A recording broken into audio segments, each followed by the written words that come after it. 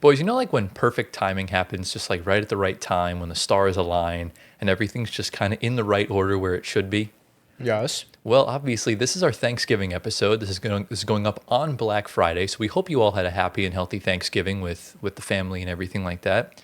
And the point of this holiday is to be thankful for everything of that nature.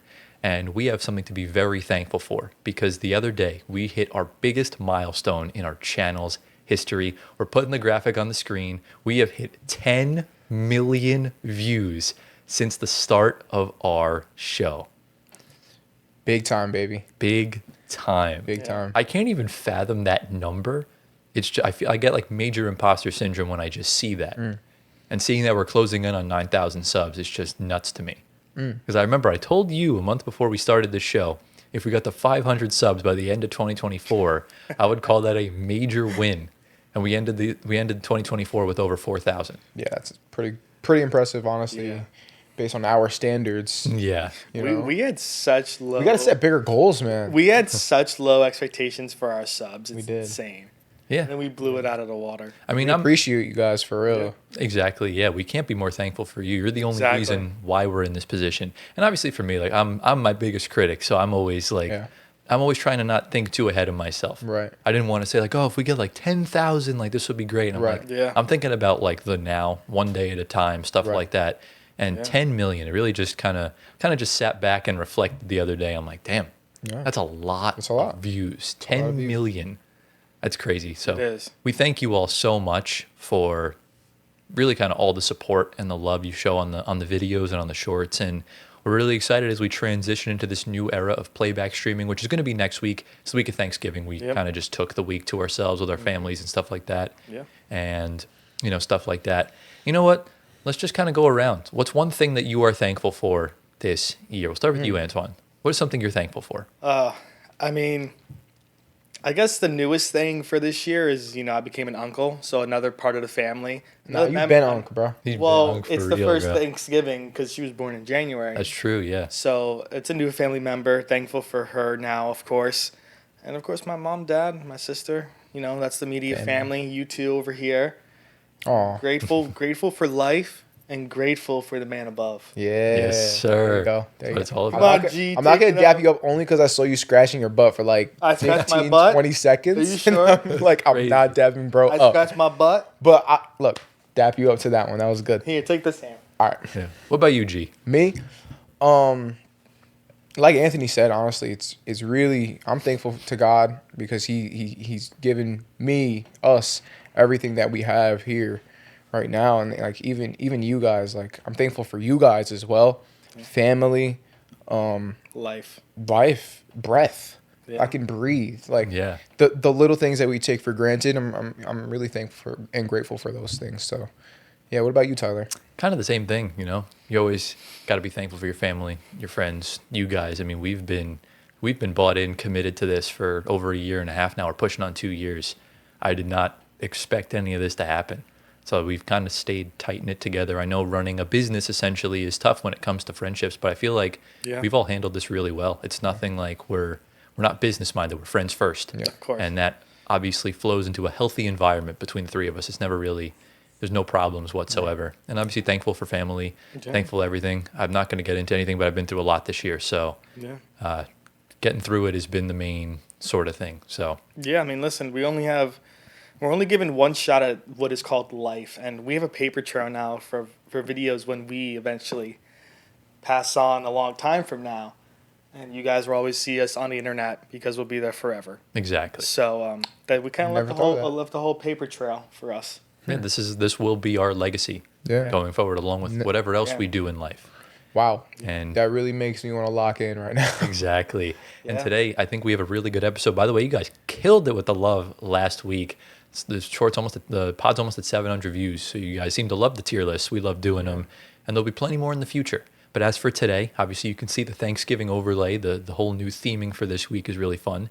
We're going to describe every team's season in one word. So essentially, the best way to describe how your team is doing, whether it's good, mid, bad, and obviously we've divided the teams into 3 groups of 10, and we'll kind of get into that as well. If you guys enjoyed today's episode, be sure to drop a like, subscribe to the channel, hit the bell. We're trying to get to 9K by Christmas Day. We're almost at 8,600, so we got a little bit over 400 to get there, and it's up to you guys. We're on Spotify audio platforms. Give us 5 stars, answer the polls, leave a review, all that good stuff. Follow our socials down in the description below. Our personal ones are right here on the bottom of the screen. See my guy Giovanni on the right side of the screen. Get into 1 million Instagram followers.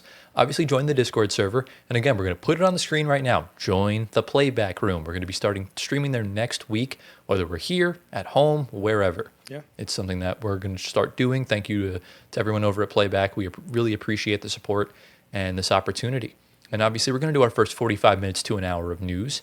And I think that's just about everything. Oh, by the way, this will be a time travel themed episode because we kind of got to squeeze everything into a couple hours today and then a couple hours tomorrow. So if you see us in different clothing, that's the reason why. But, we're going to just jump right in. Boys, are we ready? Let's go. Into the first segment we go. Guys, this isn't really going to be like a team spotlight. It's kind of hard to gauge what this actually is. But usually the first segment of our show is anything injury related, retirement related, or any like big news story, like when Nico Harrison got fired, what we talked about a couple weeks ago. We've talked about other major things that have gone down in the NBA. So if you want to go check those out, again, the link to the last episode in the description below, and just go through our channel, you'll see our first segment of, next to each episode is there. And, obviously, there really wasn't anything going on. We saw the reports about LaMelo Ball. We saw the reports about Chris Paul. We all kind of knew this already. So we didn't really feel like it was necessary to include in the show. Mm-hmm. However, we need to talk about an NBA team that is doing something so unprecedented that we've never seen anything like it before. And we're going to talk about the OKC Thunder. I think it's been long enough. We're going to have to do it because what we are seeing in these first 18 games is otherworldly. And it's totally different than what we saw last season. Because obviously we know last season they looked really dominant throughout the regular season. They won 68 games of basketball, got the number 1 seed in the Western Conference with, Chet missed several months with a hip fracture. Hartenstein missed months with a broken hand. And they didn't really look the most complete. And then obviously Jalen Williams becomes an all-star and an all-NBA, and you get to the playoffs, and you just kind of run through 2 series, had your struggles against Denver and Indiana, but at the end of the day, you got through it. And I know the what-ifs, like if Hallie didn't get hurt or if Gordon didn't get hurt, very viable what-ifs. But at the end of the day, you play who's in front of you, and the Thunder came out victorious. And now we get to this season. We weren't sure exactly how they were going to fare. Defending champions in recent history have not done well, none getting past the second round since the 2019 Warriors. And obviously, some people thought they were going to win 70 games. Some people thought they were going to fall off. I'm pretty sure all 3 of us had them finishing as the first seed in the East or in the West, but we all kind of had them winning over 60 games. I think that was a safe bet, right? This season, they have started off the season 17-1 in their first 18 games. The only NBA team to have a better start in their first 18 games was the 2016 Warriors, who went 24-0 in their first 24 games, went on to go 73-9. This season, the Thunder have a 119.6 offensive rating, which is 4th in the NBA. A 102.8 defensive rating, which is 1st in the league. Wow. That equates to a plus 16.9 net rating. Wow. Far and away the first in the league. Now, I remember 102.8 defensive rating. The next closest is Detroit at 110. Nuts. And net rating, they're at 16.9. The next closest is the Rockets at plus 10.4. Wow. Already insane stuff. Now, I also did some digging through the first 18 games of the 2016 Golden State Warriors, the 73-9 team. Their offensive rating was 5 ratings worse at 114.1. Their defense was much better. They were at 98.8. Wow. The Warriors? Well, remember, too, shot-making offense wasn't as good 10 years ago as it is now, so it's a little bit harder to stop. Okay. And their net rating was lower at 15.3. And the 72-10 Bulls back in 96 had 115 offensive rating, so 4 points lower. 101.8 defensive rating, right around the same, and then a plus 13.4 net rating. So you're kind of seeing them right along the same path as those 2 teams. Right. And obviously, the main thing about OKC, which is kind of surprising me the most, is not the fact that they're winning 17 games, but it's the fact of how quickly, easily, and dominant they are winning these games. This season, through the first 18 games, their margin of victory is an average of 16.9 points per win, which Ridiculous. means you're just blowing teams out left and right. And just to put that into perspective, the Warriors back in 2016, their margin of victory was 15.8, and the Bulls were only 17 or 12.5. So already they're asserting their dominance on the league. And I know they've played an easier schedule, but again, you play who's in front of you. You got to beat the teams as of what they are. And in the last 2 weeks, OKC's margin of victory is 26.6 per 100 possessions. First in the NBA. The next closest is the Raptors at 16.9. Shout out Fetty. The Raptors have been balling. So shout out them. And what's even crazier is that the margin of victory, if you look at the top two as far as this season, obviously the Thunder are first at 16.4, and the Rockets are second at 10.4. The Thunder, through the first 3 quarters of all 18 games, have a margin of victory of 15.1. So just through 3 quarters alone, they're already have the highest margin of victory we've ever seen in the NBA. It makes no sense. Still be first in the league. Yeah. And it's just nuts. All without Jalen Williams. Yeah. And what's even crazier is the next list of stats I'm about to read you, because remember that Jalen Williams is not playing. Shai Gilgeous-Alexander, through 18 games, has suited up in 7 fourth quarters this season. God, he has sat out the fourth quarter in 11 games and is still averaging over 32 points per game. It's quite ridiculous. Yeah. The Thunder's defense. Let's talk about the defense, man. The defense has been insane. 105.7 points allowed per game this season. First in the NBA. Right. 38.3 points in the paint allowed this season. First in the league. Yeah. 10.5 fast break points allowed per game. Second in the league this season. Wow. 43% they're holding teams from 2-point range, which is first in the NBA. They're holding teams to 45% from the field, first in the NBA. They're averaging 10.8 steals per game, first in the NBA. You want to know the weirdest thing? They're allowing the highest 3-point percentage in the league this year. Teams are shooting a best 39.7% when guarded by OKC players. Okay. Which is different because the Warriors had the best defensive field goal percentage from 3 in their 73-9 season when they were only allowing, I believe it was 17%. But again, shooting 10 years ago is nowhere near the level it's at now. Right. And here's a crazy stat for you. But you said they have the worst? Yeah, 30th in the NBA. That's weird. Well, think about it. Their lineup is full of Chet and Hartenstein down low. Yeah. Teams are going to resort to their offense by shooting a bunch of threes and making them. That's kind of the best way to not lose. And here's a crazy thing. So there's a really advanced stat called estimated plus minus, which is kind of just a general idea of how valuable you are on both ends of the floor. And they have the offensive and the defensive. On the screen right now, you're going to see the top 20 players leading in defensive estimated plus minus this season. At the time of recording, today's what, November 24th? Because this episode's coming out a few days later. Yeah. They may or may not have 1, 2, 3, 4. They have 5 players in the top 15. Caruso's first, Chet is 4th, Kason Wallace is 10th, AJ Mitchell's 12th, Isaiah Hartenstein's 15th, and then you got SGA. AJ Mitchell too? AJ Mitchell. And you also got SGA and the other Jalen Williams at 17th and 18th.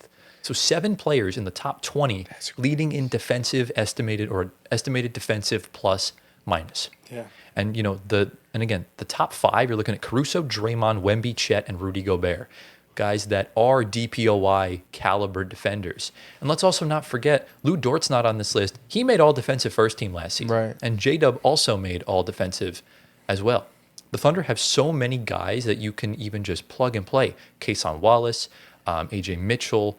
There's just so many guys to name that they have. Even Isaiah Joe can guard to an extent as far as that goes. And he's like a three-point specialist. I think SGA, can I just say one real quick? Yeah, go for it. SGA put it the best because someone asked him in like some interview, and they were like, who's the best defender on OKC? And he was like, oh my God, this is an impossible question to answer. Right. Because literally everyone is the best on that team when it comes to defense, top to bottom, right? Because he started naming off, he was like, Alex Caruso, he's like if he's on the floor, he's going to probe around, he's going to do his thing, make call outs, create havoc. You know what I mean?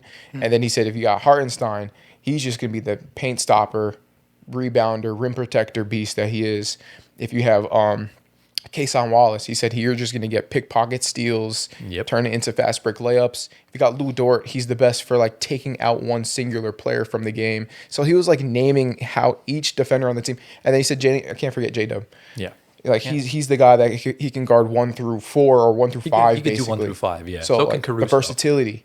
So and Caruso too. So it was like he was naming off each strength of how everyone on the team is so good at defense, like in their own way, and it makes them such a good unit. And what I love the most about their defense is that whatever defensively one guy can't do, another guy can. Exactly. And when you sub out a Chet Holmgren, who's an all-NBA defender, in comes Alex Caruso. And again, like we see so many teams that when one player goes out, the team capitulates. Look at the non-Jokic minutes over his whole career. It's Garbo. But when SGA checks out, this team is still fine. This team's still really good because SGA is a ceiling raiser, not a floor raiser. The team's floor is already good enough. And I guess let's just keep talking about some players and some stats and stuff like that. So SGA, this year, he's averaging 32 points, 5 rebounds, 6.5 assists, 1.5 steals on shooting splits of 50, 40, and 89.8. So he's damn well near 50, 40, 90, which is nuts. 67% true shooting for a point guard is insane. The highest true shooting percentage ever for a player averaging over 30 points per game, which is nuts. Yeah. Chet Holmgren now, 19 points, 8 rebounds, 2 assists, 1 steal, almost 2 blocks on 57, 36, 85. Wow. Those shooting splits are nuts, and he's 7'1". I told you this dude is good enough. Remember, he just hasn't been healthy his whole career. We're seeing this now. 66% true shooting. And let's talk about probably the most pleasant surprise this season, A.J. Mitchell. A.J. Mitchell is the youngest player to score 20 or more points on 100% from the field, and he did that last night at the time of recording. He is the first person in franchise history to do it. Sorry, the 6th player ever to do it. He's holding opponents to a league low 32% from the field when he is the primary defender. Wow. And if you look at the defensive field goal percentages in the league, he is one of 2 guards in the top 10. And also in the top 10 at number 6 sits Chet Holmgren.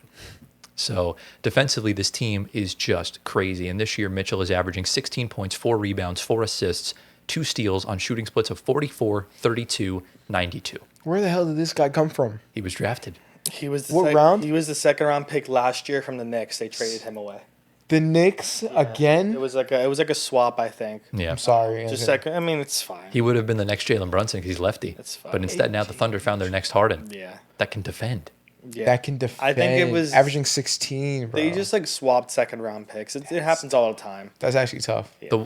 I think the Thunder's player development is just so good. The two last things Look I'll at their say. scouting. Yeah. The two last things I'll say before I hand the floor over to y'all. Yeah. Sorry, I'm yapping a lot, but I got a lot of stuff here. Yeah. You guys have heard of cleaning the glass, where it shows the on-off statistics of players and stuff. And we talk about expected wins a lot when it comes to players. Jokic is plus 52 this year in expected wins, according to cleaning the glass, when he's on the floor. They also do it for teams.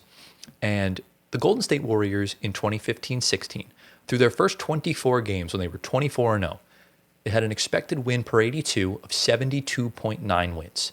They wound up winning 73. So it's pretty much of a telltale sign.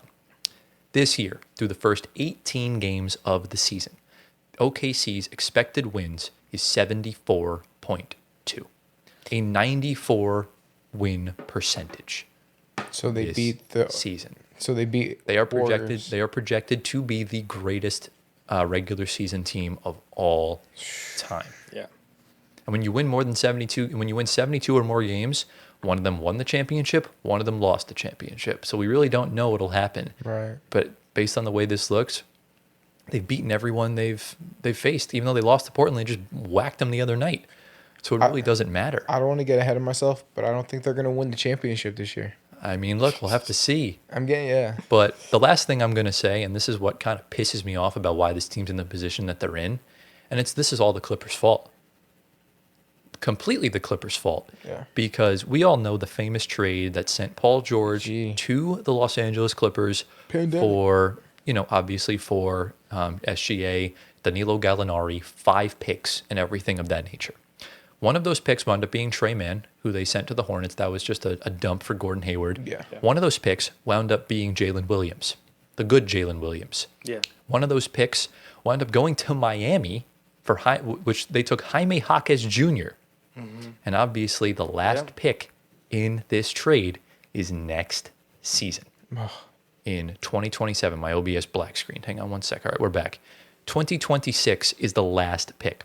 And if you go to Tankathon, you can see that in certain situations, the Thunder have 3 first-round picks in the top 14. Yeah. Which means they can win 74 regular season games, win the championship, and get AJ DeBanza, or get Cam Boozer, or get Darren Peterson. Well, sickening. have 3 lottery picks, essentially. Exactly. So three decent, one like top 3 pick or top 5, 2 like other lottery guys that can be really good. And they're all unprotected. And the worst part is, when the Clippers decided to trade for James Harden, not only did they give 3 first-round picks to Philly, they also did a swap with OKC for 2027. Oh, so God. now OKC's got another potential lottery pick next year. Yeah. And the way they're just acquiring these picks, the pick that they have for Utah next season, they got in the Derek Favors trade that took on the bad contract. And the pick they got from Philly was when they took on the overpaid Al Horford contract. All of it's coming back to bite the teams now, and OKC's just thriving off of them. So that is all I have regarding the OKC Thunder. I apologize for yapping for 15 minutes, but let's just take the next 5 or 6 minutes to kind of let you guys put your input. So we'll start with you, Antoine. Just what are you seeing from the Thunder this season in specific? Well, I mean, nothing short of like surprising from the starting 5, minus J-Dub. Like, we knew Kason could step in and do the work. Lou Dort, same thing. SGA, Chet, Hartenstein, keeping it up from last year. Caruso, same thing. Jay Will stepping in as well. Joe and Wiggins, of course. Mitchell's the biggest surprise this year. He's coming to his own now, which is like they don't need, but like of course it happens to them of all teams. So even like it's crazy because like all of their whole roster right now has played 10+ games. Like I'm looking at the bottom, like Brandon Carlson, Usman Dang, Chris Youngblood, Brooks Barnheiser. Who the hell is these guys, bro? Those guys were playing in the beginning of the season when they were a little more injured. Now not so much because like Joe's back, Wiggins is back, Ihart's back. They're playing in the fourth quarter of every game. Yeah, they're playing in the fourth. Yeah, there you go. There you go. And then when J-Dub comes back, even better. And then like they lost Topic. He's supposed to be phenomenal. Thomas Sorber, their other center, they drafted in the lottery this year. He's lost, but they'll be back next year with those lottery picks that they have next year. We'll see what happens with that. But it all goes back to Sam Presti. We always say this. He's the pick Picasso, The hoarder. the hoarder, from the recent years trading for those first round picks, taking on the bad contracts. I mean, listen, that's how you build a team. He's the prime example of it. Utah's kind of following that same suit right now, but they're in the beginning of it. Brooklyn, same thing. Yeah. So, Presti is the founder and laid out the plan for this team. Mm-hmm. And he's hit on every player he's drafted, even the guys he's signed and brought in on vet deals like Isaiah, Wiggins, Hartenstein, all those vets. Caruso, trading. That was a trade. Trading Giddey for Caruso. Yeah. Drafting all the majority of these guys that were drafted. SJ was traded to them, and they're gonna have more draft picks coming in. So it's the team that's gonna be built around homegrown talent, which of course.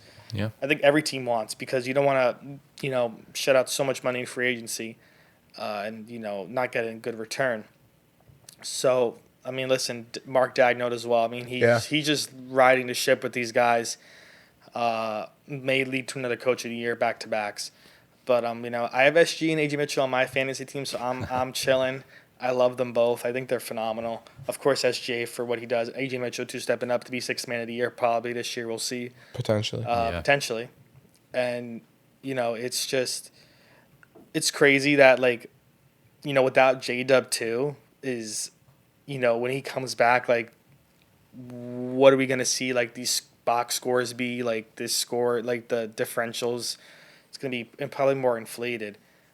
depending on how it goes. I'm sure A.J. Mitchell will lose some minutes, though, because he's kind of been filling in for him. I doubt it. I think he's going to keep the minutes. I would think probably sixth-man minutes. I mean, J-Dub's really going to limit the minutes of Kason Wallace or Lou Dort. Lou Dort, yeah, okay, fair. Because the way A.J. Mitchell's playing, he's only ascending. You can't really, like... No, yeah, I wouldn't take away his minutes at all. You got to keep him in the rotation because you have him, a bench of Mitchell, Joe, Kason or Lou Dort, Caruso, Jay Will. That's, again, 5 guys off the bench that can come in and do so much more damage, too. You just got to go back to the team building, the front office. Yeah. That's literally all it goes back to. Finding Hartenstein last year they needed a center, picking him up from us, hurt me. And, it was the perfect find for them because, that's the prototypical center that's built for that team. Well, the two things that Hartenstein's built for every team, bro. The two reasons that they lost the Dallas series was the lack of offensive rebounding and just rebounding in general, and the lack of a good point of attack defender. You went out and get Caruso. You went out and got Hartenstein. Not only did them two play their roles to the absolute best they could possibly do, you also got guys like Kason Wallace that came out of virtually nowhere and gave them the kind of the oomph they needed. Well, Kason was a lottery pick, too. No, but you didn't expect him to already make that kind of impact, especially on a championship team. But, I mean, Gio, obviously I know you're always one for the hot take. But, I mean, based on the way this is headed, how dominant can this OKC team be across the rest of this decade? Ooh, the rest of the decade. I wasn't ready for that one. Yeah. I think that, based on how they're lined up here, so strategically well by Sam Presti, well done to him. They can be, like you said, we've been saying for a while, they can be that dynasty. They could be that next 1990s Chicago Bulls, that type. I'm talking about that level, right? Which is crazy because now SGA. SGA is already getting all these comparisons to Kobe. Yeah. I don't know if you guys have seen Kobe and SGA play. You show one clip from Kobe, one clip from SGA. It's almost identical in some plays. It's kind of crazy. And then obviously Kobe's just like Mike, and then now you have this whole dynasty. Yeah. So it's the Thunder, they can really be that team of the 2020s, Yeah. Which is insane. And look, we'll close with this. History tends to repeat itself. Yeah. And I want to just take a quick look at just this decade and last decade. 2010 and 2020, both won by the Lakers. Already repeating itself. 2011, 2021, both won by incredible European power forwards, Dirk and Giannis. 22 and 23, 2012 and 2013 were won by the Heatles. And then 2022 and 2023 were won by a very good Warriors team and a very good Nuggets team. 2024 and 2014 won by the Spurs and the Celtics, kind of that old school, really solid team. Obviously, the Spurs were a dynasty. The Celtics have been dominant for the past 6 years. And then 2025 and 2015 was the first ring the Warriors won in their dynasty. The Thunder won their first ring last year. The very next season, the Warriors went 73-9. Now the Thunder are on pace to go 74-10 or 74-8. So this could be the next dynasty we're seeing right now. And look, man, we'll have to see what happens because they look very dangerous. They're not even breaking a sweat and just 40-balling teams like it's nothing. And I'm curious to see what happens when they start playing a lot of the tougher teams. They've already beaten Houston, but let's see what happens when they go take on a Detroit or a Denver or a Cleveland or whoever stands in their way. And they're not playing the Nuggets till February, so we're going to have to wait a very long time for that. But, congrats to the Thunder on an incredible, historic start to the season. Obviously, we'll talk a little bit about them later on in the main segment of the show. But guys, do we have any sort of questions, comments, concerns before we head into the next segment? Let's go, man. Into the next segment we go. Now, obviously, this was supposed to be recorded on Tuesday, but we have a little bit more time tonight on Monday, so we're just going to record it now. So just ignore what I say at the start of the segment after this. But welcome, ladies and gentlemen, to Tyler's Player Spotlight. For those of you that don't know what this segment is about, it's essentially a player or a team that is either playing really well or playing really bad, and we're essentially going to let the people know how good or bad so-and-so or XYZ team is playing. Now, last week, we talked about the Pistons and their 12-game winning streak, and by the time this episode's out, the winning streak could be extended to about 14 or 15 games, which is just incredible. They deserve it so much. If you want to go watch that episode, link down in the description below, go watch it. And today, we're back with a player spotlight. Now, if I'm trying to remember correctly, the last player spotlights we did Wemby at the start of the season, and we did Nikola Jokic and his historic start to the season. Now, usually I give these guys a chance to kind of guess. So they have one question and one guess to sort of figure out who I am talking about. So, boys, the floor is yours. What do we think? Let's not waste any time because we are recording. So don't overthink it. Is your players' team in the East? No. Oh my So God. I don't know who it is. That knocked off both my players. Who were I they? was gonna say Scotty Barnes. And who were you Either going to say? BI or MPJ. Well, I was gonna do the Raptors as a team spotlight, but we're talking about teams later. I didn't really want to, So is it Luka? hijack. It's not Luka Doncic. Okay. What do you have a guess? Why You have a would guess? you guess that, G? Well, Luka's Yeah, dominating. Luka's been playing really well. Well, that's true. I'm gonna give you like 10 seconds because I don't want to waste any time I here. was And if you don't have a guess, just tell me and I'll just reveal it. Harden or Markkinen. Ooh, All right, Harden. so Harden, shout out Harden, 55 points the other day. No. We had a vintage Harden performance the other night. It was really cool to see. We're not talking about James Harden. Okay. We're in fact not going mainstream today. We're going to talk about a player that's honestly been super underrated over the past few weeks. And I think it's finally time we get the right media sort of presence behind him. Let's take the narratives that we've known about this guy and put it to the side. The graphic's changing right now. We're going to the Phoenix Suns and we're talking about Dillon Brooks. Dang. I thought you were gonna say Russell Westbrook. No. You gave a nice intro. I'm like, yeah, he's gonna say Russ. But no. But Dillon Brooks deserves it 100%. Exactly. Yeah. But shout out to Russell Westbrook. Again, we're seeing vintage Harden, vintage Russ, but we're talking about Dillon Brooks. And Dillon Brooks is having one of, I think, his best season of his career. And he's starting to change the views amongst NBA fans. Yeah. Obviously, he's someone that's grown on me a lot over the years. And I'm really glad that the world is starting to open their eyes a little bit more.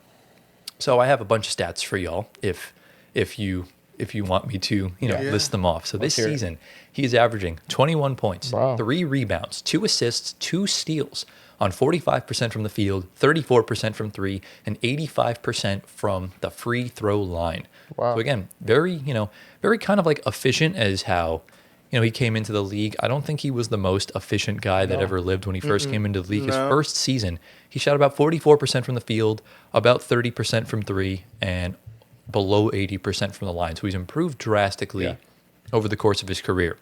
The last 5 games specifically, he's averaging 25 points, 3 rebounds, 2 assists, 2 steals on 52% from the field, 38% from 3 on 32 minutes a game. Wow. Yeah. That's nuts. Is he coming off the bench? No, he's starting. He's starting. He's a starter. Starting small forward. Remember, he's essentially replacing Kevin Durant in that Phoenix lineup. 20 or more points in 4 of the last 5 games, and in 2 of those games had over 32, It's Yeah. impressive. which is it's incredible. We're waiting for that 40-point performance from Dillon Brooks. I know he's capable of it. And we're going to put a tweet on the screen from the Suns' actual account saying that Dillon Brooks is the fastest player ever in Suns history to reach 200 or more points and 25 three-pointers made this season. You would think that would be Kevin Durant or Devin Booker to get that record, but No? yeah, wow. It's Dillon Brooks. That is I mean, we crazy. saw last year his capabilities. Didn't he make like 10 threes in one game Something like for the that. Rockets? Yeah, he did. It was kind of insane. I think he had like 7 or 8 threes in one game this season. I saw that as luck though. No, I Like he think just got hot that one night. yeah, but he's starting to show that more and more over the Right. course of his career, at Right. least the latter portion leading up into now. And we're going to put another tweet on the screen. This is from Booker Muse. That's right. We're putting Muse accounts on the Floor Spacer podcast in 2025. But this is from the Draymond Green show because he had Matt Ishby on, the owner of the Suns. And he was talking about the Suns culture. And obviously, we know last year that team was kind of like in the drink culture-wise. And he said, everyone understands we're trying to compete every day. He called Draymond, a floor raiser, a winner, a champion. How do I get people like that who care? And he said, Dillon Brooks is definitely someone that cares. He might agitate the other 29 teams, but for us, he's exactly what we're about. He's a tough, hard-nosed guy who wants to compete every game, and he's going to do whatever he can to help us win. And then he said, playing hard and caring about winning are skills, and you need to make sure your guys have those skills. I'm lucky to have guys like that and a great young head coach that's bringing them all together. And one of the main reasons why he hired Jordan Knott is because of the defensive schemes and the defensive-minded, sets that he wants to run, which, is something that Budenholzer very much lacked last season Yeah. as a so-called defensive-minded head coach. And as far as like Dillon Brooks goes, the Suns' defensive rating last season, they were 3rd bottom in the NBA. And this year, they are a top 7 team defensively. So already a huge shift. And now, obviously they have other guys that are good defensively, like Ryan Dunn, for example, is a stalwart. Their bigs are good defensively, whether you throw in Mark Williams, Kaman Malawach, or whoever. Royce O'Neal's post defense is one of the most underrated in the NBA. I saw him go toe-to-toe with guys when he was in Brooklyn, and I really loved what I saw. And we're going to put another tweet on the screen here from Biased Houston. He's a big Rockets fan account on Twitter, saying, I realized very early on into the Dillon Brooks experience that the narratives surrounding him as a player are all false. I said last year Dillon Brooks was arguably our most consistent scorer. For sure, the most consistent perimeter scorer, which is why I would say the three-point shooting is not a fluke. And then he says, and then you factor in the defense and the intangibles he brings to a locker room. This is one of the best role players in the entire league, and everyone acts like he sucks. Because why? Yeah. Well, because think about it this way. The teams he's been on, that Memphis team, they were talking their shit 24/7, and he would get in LeBron's face. He was kind of the poster child of that series. And when they lost, he essentially got scapegoated. Yep. Right. And he signed with Houston on that contract, 4 years, $84 million. And then the same kind of thing. He was the main shit talker against the Warriors. Draymond Green gaslit him the entire series, and he wound up being traded for Kevin Durant, which is collateral. That's fine. But you can see the Memphis Grizzlies have lost all that energy since he's gone. Yeah. And Ja They need Morant that. is a loose cannon. We literally just saw what he did yesterday with Klay Thompson. It was unacceptable. What did he do to Clay? Because I saw Clay's post-game He called him a comments. bum. He said he was washed yeah, out. He pointed in Ja. his face. Yeah. First of all, Klay played great that game. Second of all, Klay's a 4-time champion and a Hall of Famer. What has Ja Morant done in his career? I've been trying to carry water for Ja Morant, but at the end of the day, you got to back it up. And on a day you're not playing, you should be talking your shit when you are playing. Yeah. I So- thought he said something about Meg.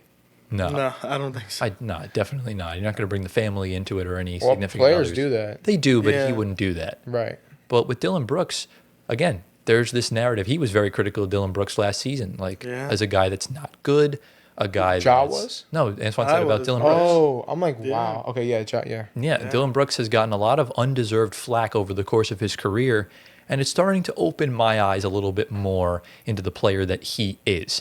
And we're kind of really seeing this. And not only are we seeing him elevate the guys around him, like we've seen the way Jordan Goodwin and Colin Gillespie are playing. Yeah. They're playing obscene. They're both averaging career years over anywhere from 10 to 15 points a game on however many good stats they are.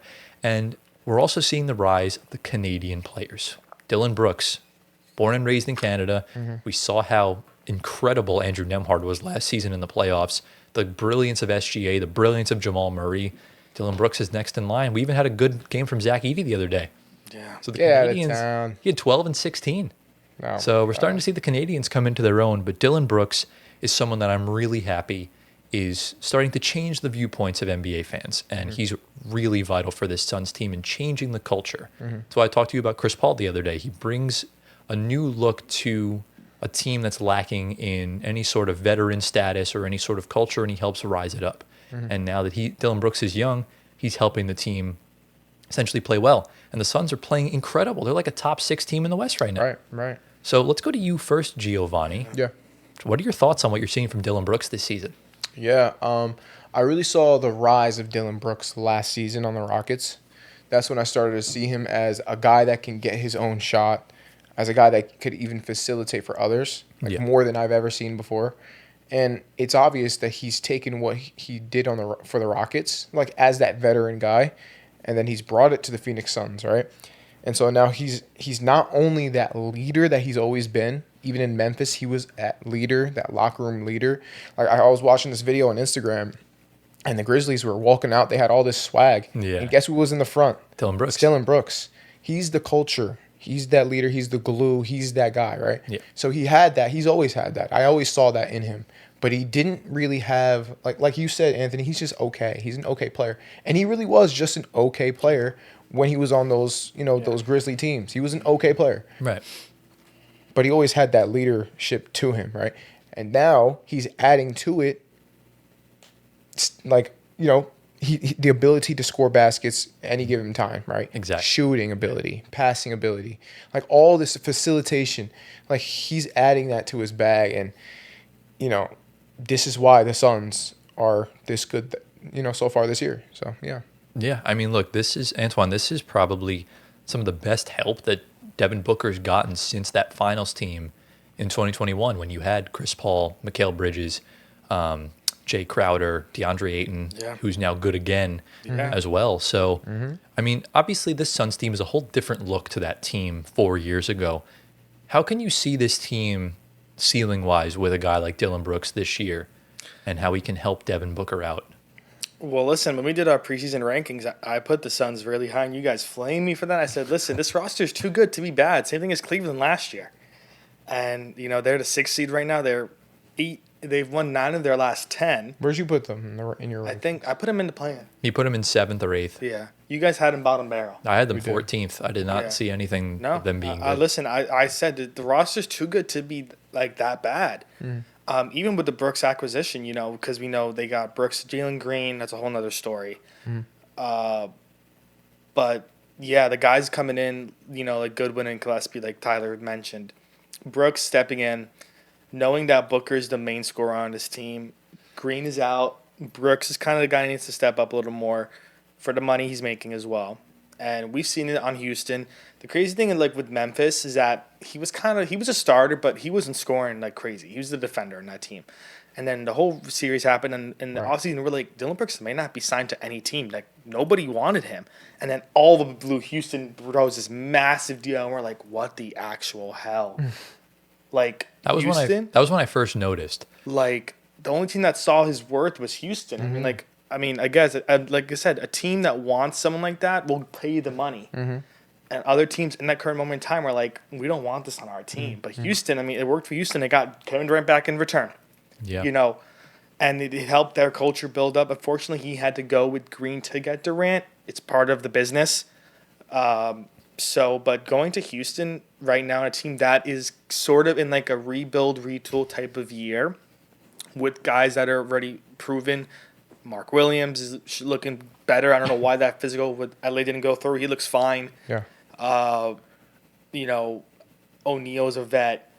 Grayson Allen's now a vet, I consider. Booker's a star. Brooks is a vet.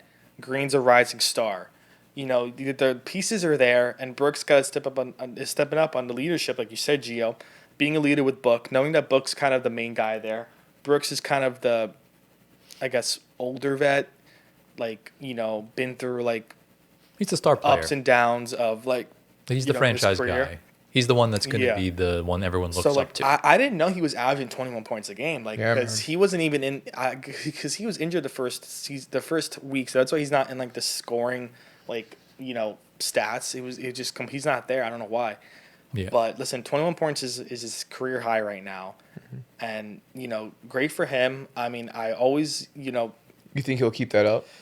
I would think so, because Jalen Green's not playing. You would think so? Yeah, I think Jalen Green's not playing. Because, I mean, if you look, his lowest scoring output was the previous 2 teams he played on. Obviously, offensively in Memphis, you had Ja Morant, Desmond Bane, and Jaren Jackson Jr. He was clearly the 4th option at most. Right. And even sometimes he wasn't even the top 5 option. You go to a team like Houston, you have Jalen Green, you have Jabari Smith, and you obviously have the brilliance of Alperen Şengün. Again, it wasn't really a place where he could break out. That's what do you think Larry Markkinen did when he finally got to Utah and finally got the keys? Yeah. Same with Michael Porter Jr. getting to Brooklyn. On the Nuggets team, he was like the 3rd, 4th, or 5th scoring option. And Larry Markkinen on a Bulls team with Jimmy Butler, and on a Cavs team with you know, a bunch of young Mitchell. up and coming stars. No, it was before he got traded for Mitchell. So you still had guys like Garland that were there, but it wasn't a place for him to thrive. There were guys that were there that were going to take over instead. So I look at this as kind of that same thing. He's not the first option, but I think he is going to be the second option even when Jalen Green comes back from his injury. Yeah. I do think Brooks is becoming that guy, and I think you might see him get a decent amount of all-star votes. Wow. Because he's playing like one. Yeah. He's reminding me of what Norman Powell, is doing last season, and he's hooping his butt off this season in Miami. I'm so happy with what I'm seeing. But with Brooks, I think you're seeing two-way brilliance because on the defensive end, he's making that team way better. Yeah. Because that Suns team could not guard a coin last year. Yeah. That's what he brings, that intensity. Yeah. And that you can't can't put a value on that. It's immense. The vibe of his personality translates perfectly to the basketball court. And like Matt Ishbia said, he's going to piss you off. That's what he does. Exactly. And sometimes he'll get into little scraps, but like I said, It's good. They needed that. exactly, like I said, Draymond Green has done so many dirty things in his career. But at the end of the day, the dude is a dynasty foundation. He has 4 championships and is a first ballot Hall of Famer. It works if you have guys that can play off of that and feed off that energy. And that's exactly what Dillon Brooks is doing. And, congratulations to him. Let's see if he can keep it up. Yeah, I mean, listen, as a Knicks fan, I always hate playing against him because he's just a menace. But we would love to have something like that on my team, especially because if he's keeping up this scoring and defense that for any team, and you would want a leader that's going to have their guys' back, that's always going to be appreciated. How many first-round picks you want to give up for him? I don't want him that bad, but, Should be I wouldn't definitely mind less him than on a Bridges. team. Yeah. He should have not been scapegoated. Who do you think provides more value, Brooks or Bridges? Brooks. Brooks. I agree with that. I agree. I think they're pretty close. Close. They're close. But It is Brooks close. gives you know what you're getting with Mikal Bridges. Yeah. Brooks, you get more with that Yeah. because Mikal Bridges is soft. Yeah. Brooks is not. Mikal's going to suit up every night. Right. Yeah, but he doesn't exactly. bring that extra oomph when No. it comes to Dillon Brooks. Exactly. That's why I go. I mean, I'm happy because he's boosting my son's agenda. So keep balling, Exactly. and he's proven me wrong. I mean, listen, he's a great player. He's kind of from Memphis to now. It's been a big jump. So I think he's definitely earned it from the guys on the Suns and even the guys around the league. Yeah. Yeah. So Averaging a career high in points, a career high in steals, and a career high in free and field goal percentage. yeah, So that's great. we'll see what the Suns can do from here. And boys, we've reached that point in the episode. Are we ready to describe some team seasons? Let's get it. Into the main segment. It's the next day. It's a new night, and it's pretty late. It's about 7:30 p.m., a little bit later than when we usually record. But you know what? We're committed. We're here for you guys. We're kind of trying to work around a tight schedule with Thanksgiving coming up. So we're here. And obviously, as you can tell by the title and the thumbnail, we're going to describe every NBA team's season in one singular word. So one word to describe whatever's going on the first month of the season. And then maybe, if you guys like this, we'll do this at the end of the playoffs and describe every team's full season. So this is the so far segment of this show. And basically we have, we assign the teams into 3 groups of 10. So we each have 10 teams. And we're just kind of English is so tough today, man. I'm sorry. We're just going to go around the room and, mention each one, and we'll kind of discuss some of them for a little bit. Some we'll breeze through. We'll have our little lightning round halfway through of all the teams at the foot of the league and stuff like that. And, hopefully we'll get through it all in about, 45 minutes to an hour. So, I mean, did you guys have any, thing you wanted to add before we started about, what you took into account with any of this or anything of that nature? No, I'm ready to get it going. All right. Yeah. I think we just not waste any more time and dive right in. Antoine, I think you should start us off, my man. What you got? Yeah, so I'm going to start off with a team that we spoke about in the beginning of the segment because I feel like it's just reminiscent of it's just easier to talk about right now. Mm-hmm. So I have the Thunder, and of course the word that comes to my mind is just dominance. Yeah. That's it. Pure dominance from what they're doing from every standpoint. And every team right now below them looks like a G League team, essentially. Oh, chill. It's the truth, bro. Not a G League team. It's No, but not like college basketball, maybe. Dude, did you see they had a 36-point lead against the Lakers going into the fourth quarter? That's ridiculous. Yeah. I mean, yeah, just pure dominance. There's a and few- we just spoke about that. There's a few other D words that I can think of that describe the Thunder. Think dynasty.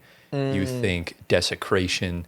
You think Desecration. Yeah. What does that They're mean? desecrating their they're teams. desecrating. Okay, like, destroy. desecration. Destroying, yeah. Destroying, yeah. It's crazy. I mean, obviously, we know we spoke about them in the segment yesterday or a few segments ago, Yep. when we were filming. But, I mean, Yeah. this is the most dominant team in quite some time. Yeah. So, Yeah. it's crazy, man. Shout out to OKC. Shout out to them. Me? Yeah, you want to go next? Okay. Yeah, I do actually. All right, what you got? So I have the Cavaliers. Please pick a different word than frauds. Because it's a month in. You can't call them frauds a month into the season. You don't know how bad I wanted to say. Oh, I know fraud, you did, but yeah. I didn't do it. Okay. I chose to be objective. Thank you. Because I can be objective. Okay. So the word I chose here is resilient. Ooh. Okay. So the Cavs are not dominating like they did last year. Mike's speaking a little bit. Sorry about you that. good, Move it bro. away. Yep. So the Cavaliers are not dominating like they did last year, but they are proving that they got some fight in them, right? Yeah. And we're seeing that because they've had some injuries here and there, right?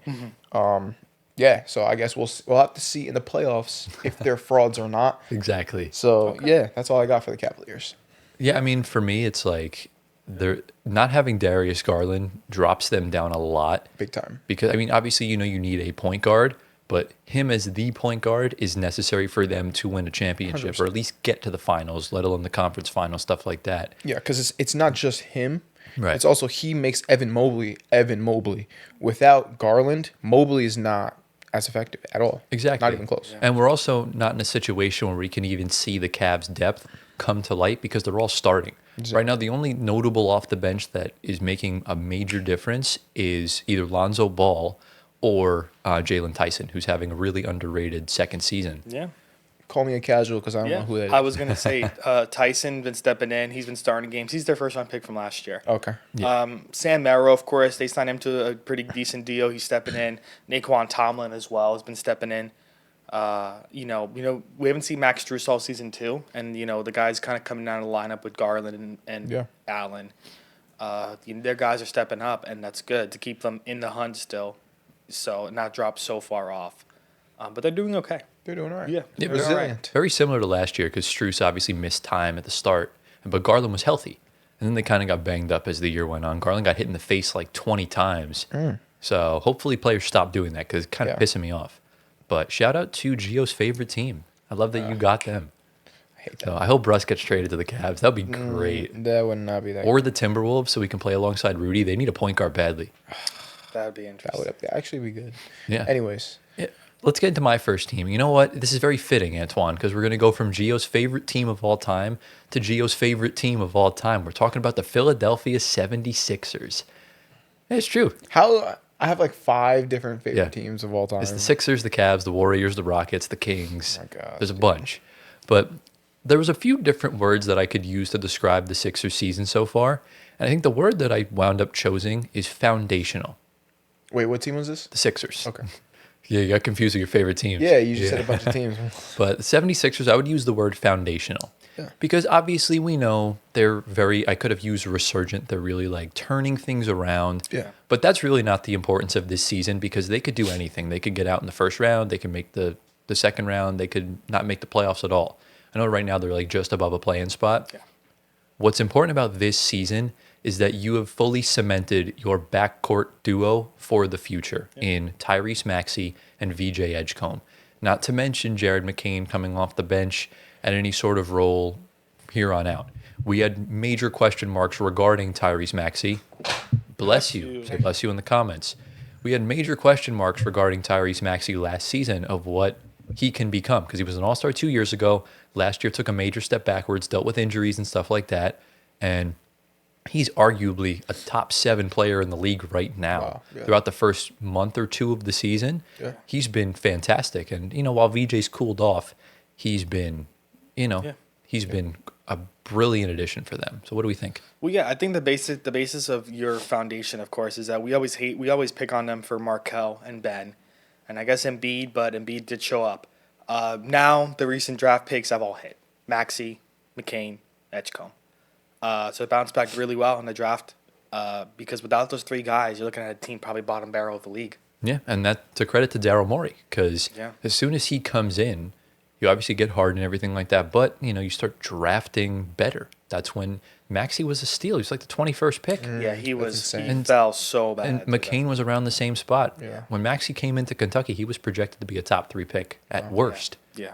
But So really, Edgecombe's supposed to be the best out of those 3. I would- Supposedly. supposedly as a prospect. Yeah. But what do you think, Gio, as someone who is very high on the Sixers? I love the Sixers, man. I'm loving how they're looking. Not my favorite team in the NBA, but I love how they look. Like you said, foundational. They got their guys. They know what they know what their future looks like from that position, the guard position. And now they just got to build around those guys to really make deep playoff runs and finals runs. So I'm excited for the future. How quickly do you think they keep Embiid, or do you think they move off him at any point? It's not gonna be like after the season and then move off. No, I think Embiid's done too much for the Sixers for them to just like get rid of him like that. And he's also still effective when he's on the floor. Right, yeah. You know what I'm saying? So it's not going to be one of those things where they're just done with him. It would need to be a hilarious collapse for him to go. Exactly. Like if he averages like less than 10 in the first round and they lose, then that's a different story. But we'll see. He's taking a playmaking leap a little bit, so because he's lost a step. Yeah. But shout out to Giovanni's favorite team. Yeah. We're ready for round 2. Let's go. Antoine, who's your second team? Let's see. Who am I going to choose? I think I'm going to go to the Celtics. Okay. I had a lot to choose from here. I feel like with them, the one thing that stuck was retool. Yeah. Just retool year, see what you have. Next year, go all in.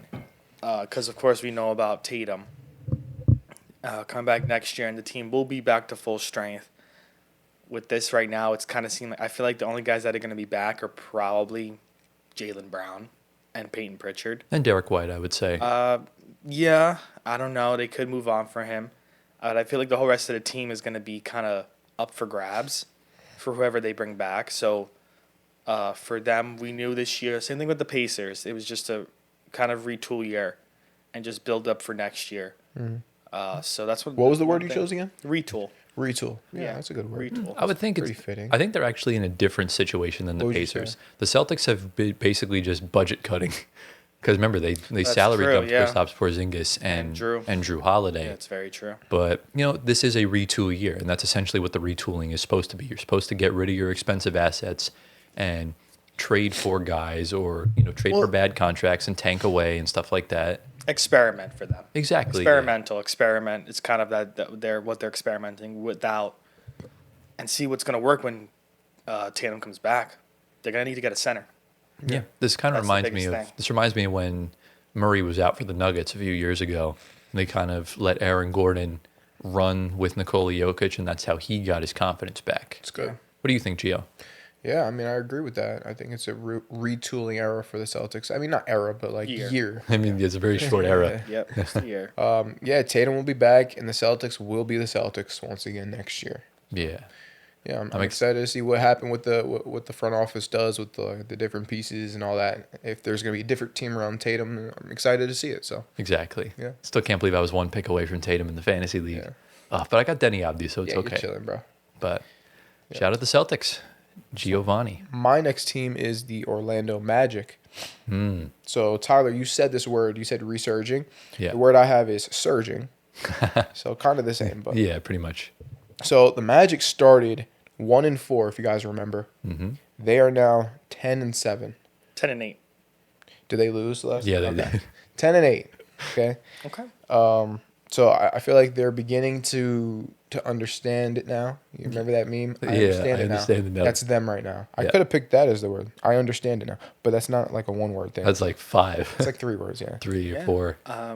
But yes, what do you guys think? The Magic surging right now, Yeah, without Paolo, which is kind of ironic. right? Well, just like last year. Yeah, is Paolo the problem? Who Ooh, knows? wow.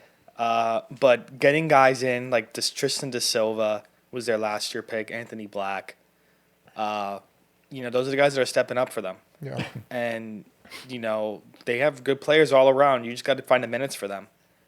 Black and Da Silva were their first round pick, lottery picks in the past 2 years. How Suggs doing? He's okay. He's doing all right. Yeah. Bane's been okay. Franz has been doing pretty good. The starting five's starting to, I guess, mesh a little bit without Paolo, which draws the question, as I just said. Yeah.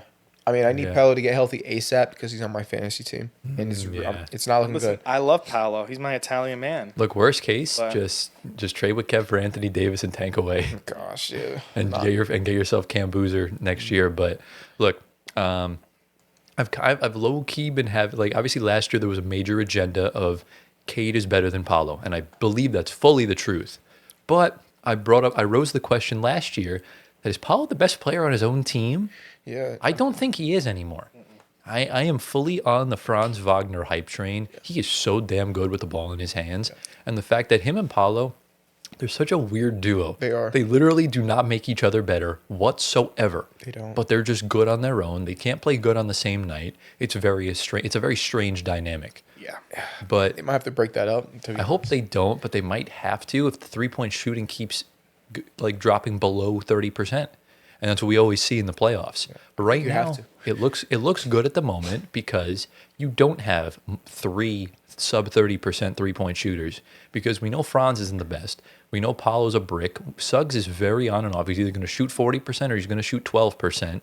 Wendell Carter's okay, and that fifth starter, Desmond Payne, is your only elite shooter, and he also got off to a major slow start. Yeah. So there's really no way to gauge the Magic in that regard, but we do know, in its generalness, that they are surging. They are going to figure things out, and I do And think they'll always have good defense, I feel like. they always do. Yeah. They're always a top 5 defense and a bottom 3 offense. That's just how it works. But if it doesn't work, Jamal Mosley will be sacked or fired. I keep thinking in soccer terms. Sack, fumble. Sacked by the end of the year.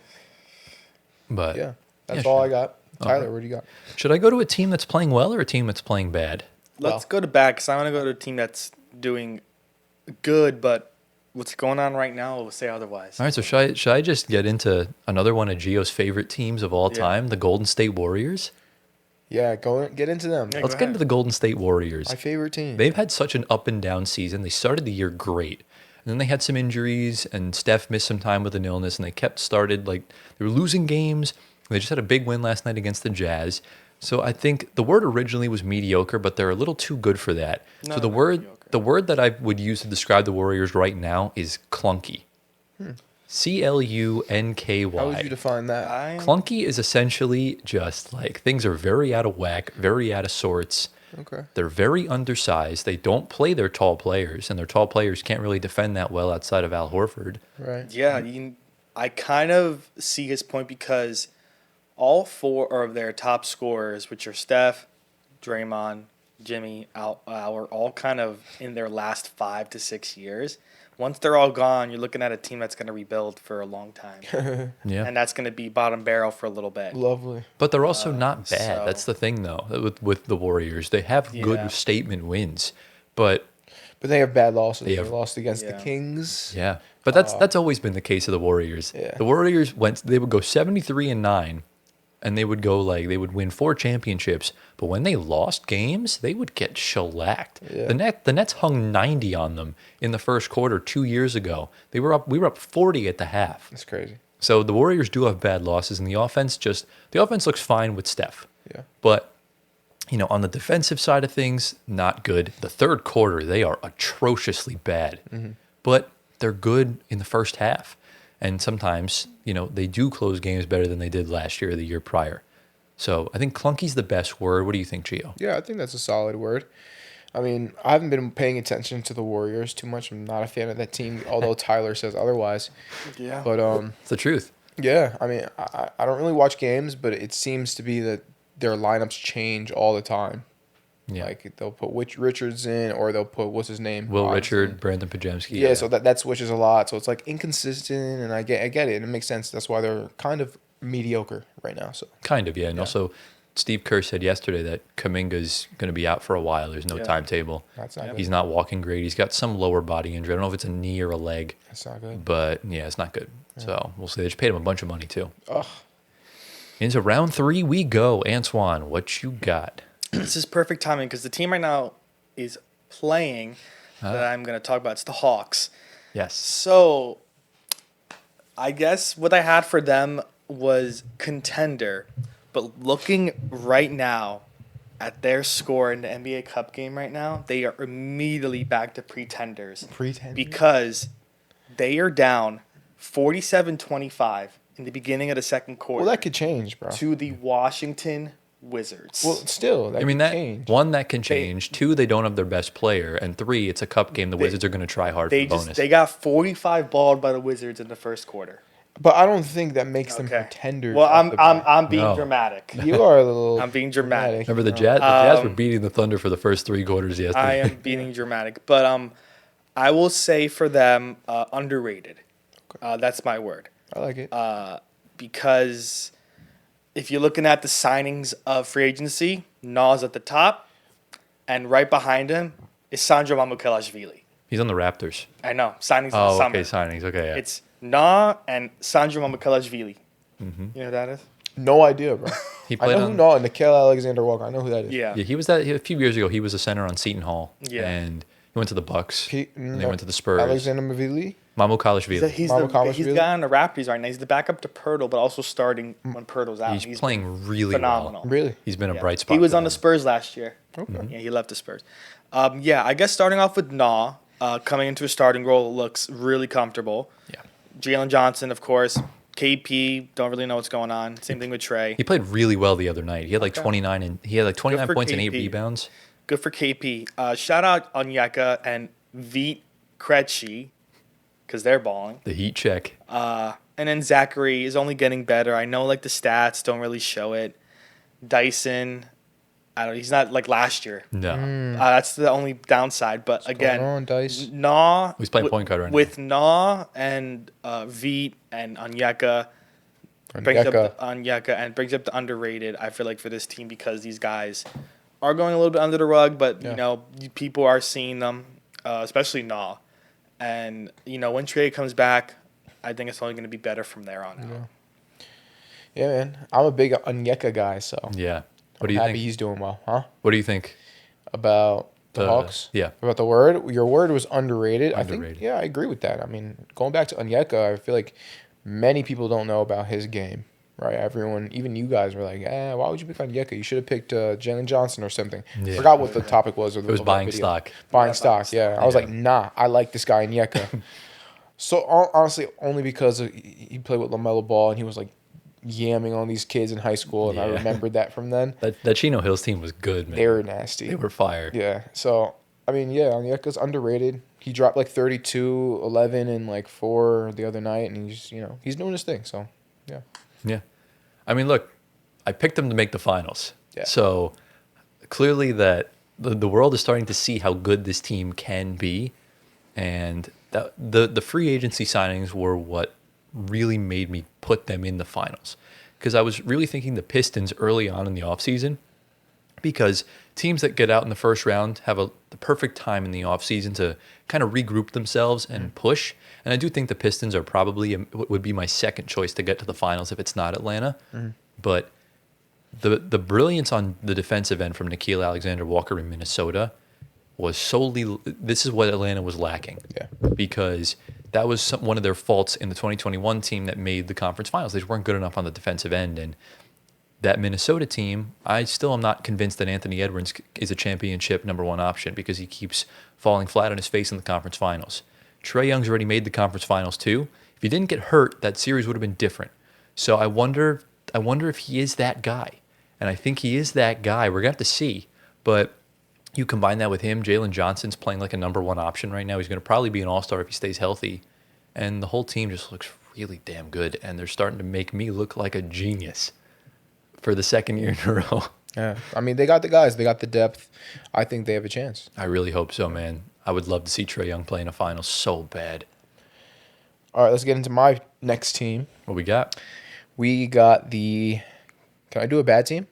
I mean, do we want to do the lightning round now? Or All right, no, I'll Yeah. do another good I think team. next round Yeah. we'll go through it. I'll do another good team. And then so. same for me, and then we'll get into the next ones. All right, so what do you got? So I got the San Antonio Spurs. Okay, used to be a bad team. Yeah. Yeah, it used to be. It feels weird including them with the good teams. I but know, right? The word for them is promising. Yeah. Very promising. Yeah. Yeah, why? Yeah. Because they have a whole lot of rookies, young guys that are playing outstanding.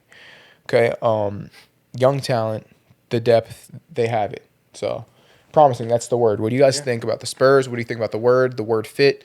What do you guys think? You stole one of my words for one Actually? of my teams. Yeah, Which one? Well, I'm not going to tell you. Oh. I'm going to have to wait. You'll see. I'll change it. But this is the most promising, outside of OKC, they are the most promising team in the NBA. Yeah. Because their ceiling is dynasty. Wemby being the GOAT of the game. When healthy. Exactly, when healthy.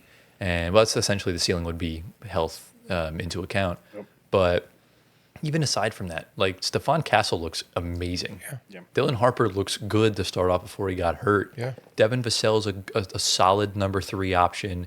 We know how good that Keldon Johnson and Jeremy Sohan can be. Champagny. And Harrison Barnes is just steady hands. Champagny's good. And, I think Mitch Johnson might just be a pop in training. You forget De'Aaron Fox. Yeah. I always keep forgetting about Yeah. De'Aaron Fox. Because they got so many daggone guards. There was bro. absolutely zero need to trade for him. Well, yeah, but I get it. But, like, they didn't have to draft Dylan Harper. But Yeah. they did. But they They didn't need They to. didn't have to. I mean, that if they didn't draft him, it'd make Fox look a lot better. But since Yeah. they did draft Harper, it looks like Fox all looks awful. This was last year just with Castles. Like, you can't Right. really fault them. Well, It's Fox is kinda playing. hard. He's been playing good the past playing great. week or two. He's averaging like Yeah. 28. Yeah. So I mean, it's a What do you- good. what do you think they it's- do? It's a good point guard to mold the 2 younger point guards into what he is now. well, remember they also De'Aaron Fox. made this trade before the lottery even happened, so they Yeah. didn't know they were going to wind up getting the second pick. Yeah, but for Castle as well. But what do you think they do going forward? Because they have so many guards. Right. Are they going to keep Fox? Are they going to keep Harper? You What's have gonna- to what's for gonna now happen? They because keep all- they want to compete. they keep all. You need Wemby to start getting playoff minutes. So and Dylan Harper's already got calf problems. I would not start him for the rest of the season. And Stephon Castle's going to wind up being your 2 guard, and I'm totally fine with that if I'm a Spurs fan. And you kind of just run the rest of the lineup as is. I think they're in good shape. Let Dylan Harper get the reps he needs off the bench. Okay. Sounds good. All right, into my next team before we get into the lightning round. Who do we want to talk about? Let's do. Let's go to the Charlotte Hornets. This is Interesting. this is Bad a team, no? They're on the cusp of it, but they're not. I wouldn't put them in that category anymore. I think they've definitely been replaced by other teams. And if I were to choose 4, they probably would have been the 4th. But they're playing. My word is too good for them for that lightning round, because I think the word makes a lot of sense. And the word I've chosen is rookies. Okay. I don't think there's a single team in the NBA right now that's having bigger rookie impact than the Charlotte Hornets. Wow. Because not only is Con Kneppel arguably the best player in this class right now, Miles Bridges said it yesterday, he's the best player on the team. Wow.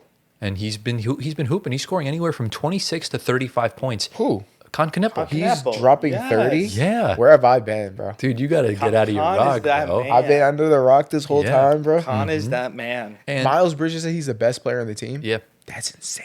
that's what he said. Wait, what does that mean about LaMelo? I mean, That's listen, insane. whatever. It's getting spicy out Unless, there. in unless he Charlotte, said bro. unless he was referring to kind of like right now. Yeah, like right now, like playing hot. Yeah. Exactly. But I'm trying to find one more stat for this to just make sure my stats are correct. But not only do you have Con Kneppel playing the way he is, they have one of the most efficient big men in the league right now in Ryan Kalkbrenner, he's either leading the league in field goal percentage or he's like top 3 at worst. He is shooting, I think he started out the season going like 48 for his first 56 shots from the field. He was nuts. And he just doesn't miss. And the 2 of them together are kind of making this Hornets team not dog. Yeah. Where you just had LaMelo Ball and vibes with Brandon Miller getting injured every 5 seconds. And now that the 2 of them are playing it the way they're playing, the rest of the guys, the usage goes down. Their bodies stay more intact outside of Brandon Miller. And the team just looks better overall, and not to mention the other guys they got in the door. Colin Sexton's a beautiful addition to this team. And, he's been steady hands for them, either when he's starting or off the bench. Yeah. So that's kind of what I've come up with for the Charlotte Hornets. What do we think, Antoine? I know you're a huge Con guy. And Kalk. I said it from the beginning. Yeah, but you're a huge Con. Oh, I Kneppel guy. love Con. I need to get a Con jersey right now. Are you I actually? love Con. Get the city jersey. I love Con. He's my fantasy team. I just saw the highlights from the game. Was it 2 days ago? 2 days ago, yeah. His 3-point stroke, butter. Literally, it's so smooth, and he's like a Swiss Army knife. He was like that at Duke. Love the way he plays. He's always into the game. He reminds me of like the field general for like football terms. Like Okay. I feel like he sees the court very well. He does. Yeah. And then Kalk, he's been that 7'2" just guy in the paint. Sion James is a second-round pick after Kalkbrenner, before Kalkbrenner is getting minutes. He's the guard from Duke. I think he's from Duke. Is he I another believe guard so. from Duke? I think. Yes, he is. Yeah. So him and Khan, both Duke guards they got.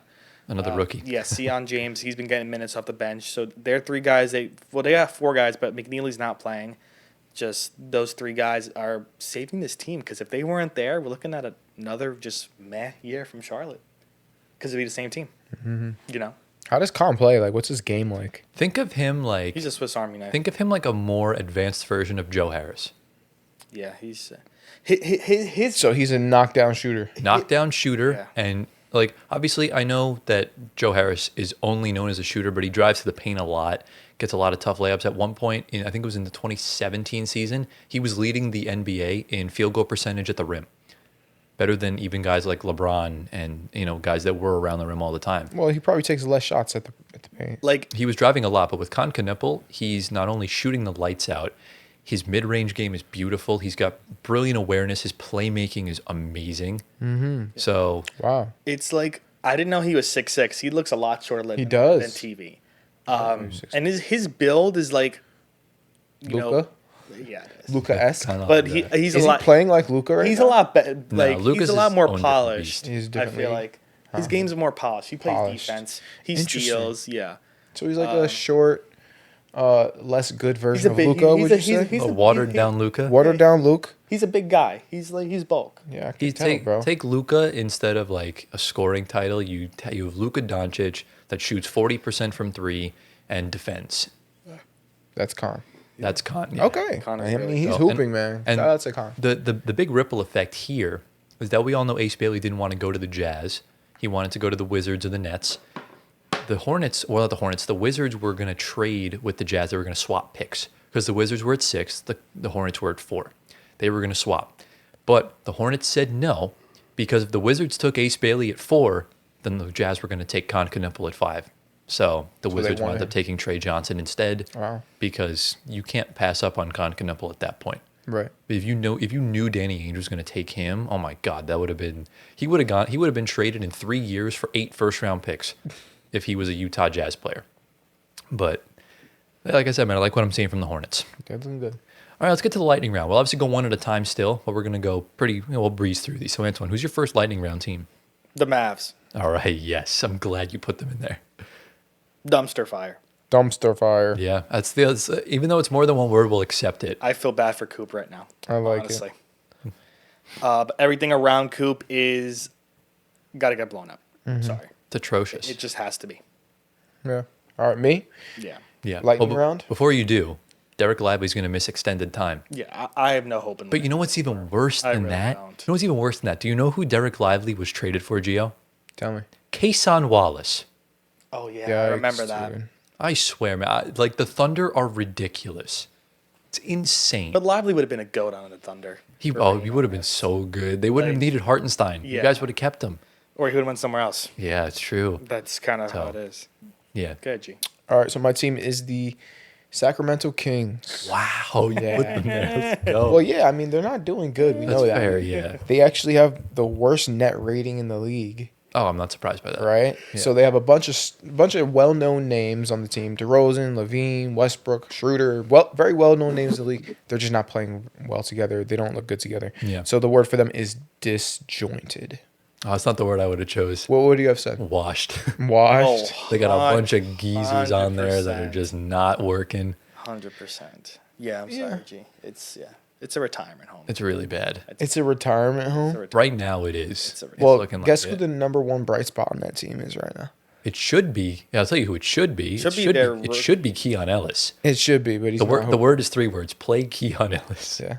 But it's Russ. Yeah, he's the Yeah, bright that's spot. it. DeMar played well yesterday. I think he had like 36 points. And they did beat the Timberwolves. yeah. But They have their own world of problems. yeah, don't worry, I got them next. Should I go to a problematic team right now? Yeah. The Memphis Grizzlies.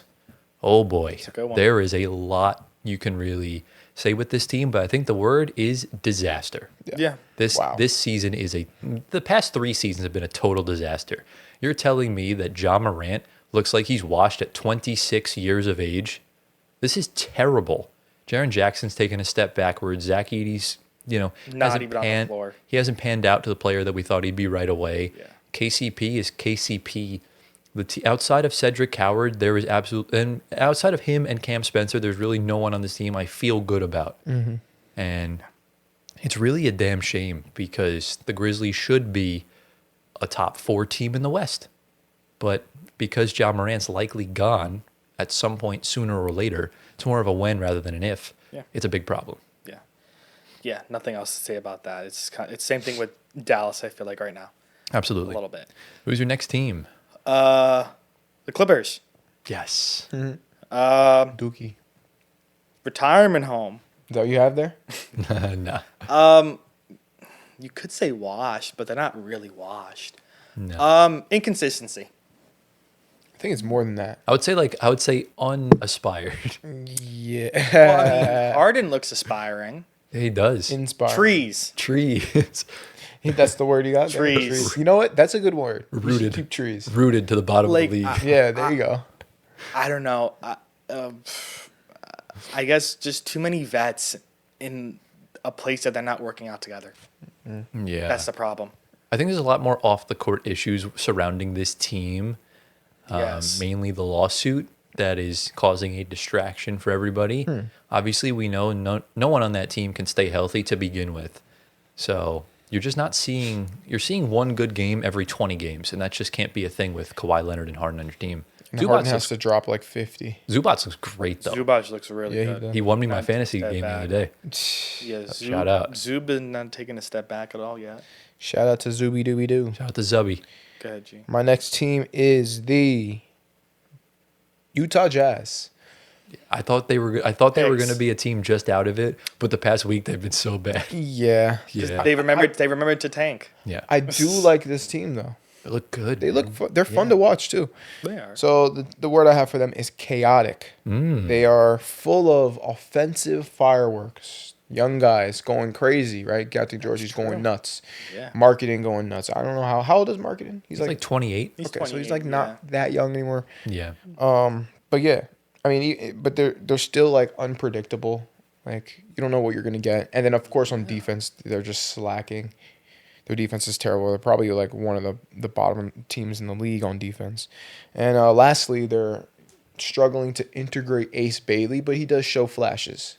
Yeah. You know, That's a Fun fact, they have a minus 94 point differential in the NBA Cup. it's pretty bad. Well, to be fair, one of those games was against OKC, but that was the game I was talking about before. Keontae George hit a free throw to put the Jazz up by 7. 29-point swing. They end the quarter down 22. Oh my God, dude. It's insane. This team is nowhere near as awful as I thought they would be. Yeah. Because they looked dreadful last year. Offensively, they look fantastic. Yeah. Defensively, yeah, they're missing Walker Kessler a lot. yeah.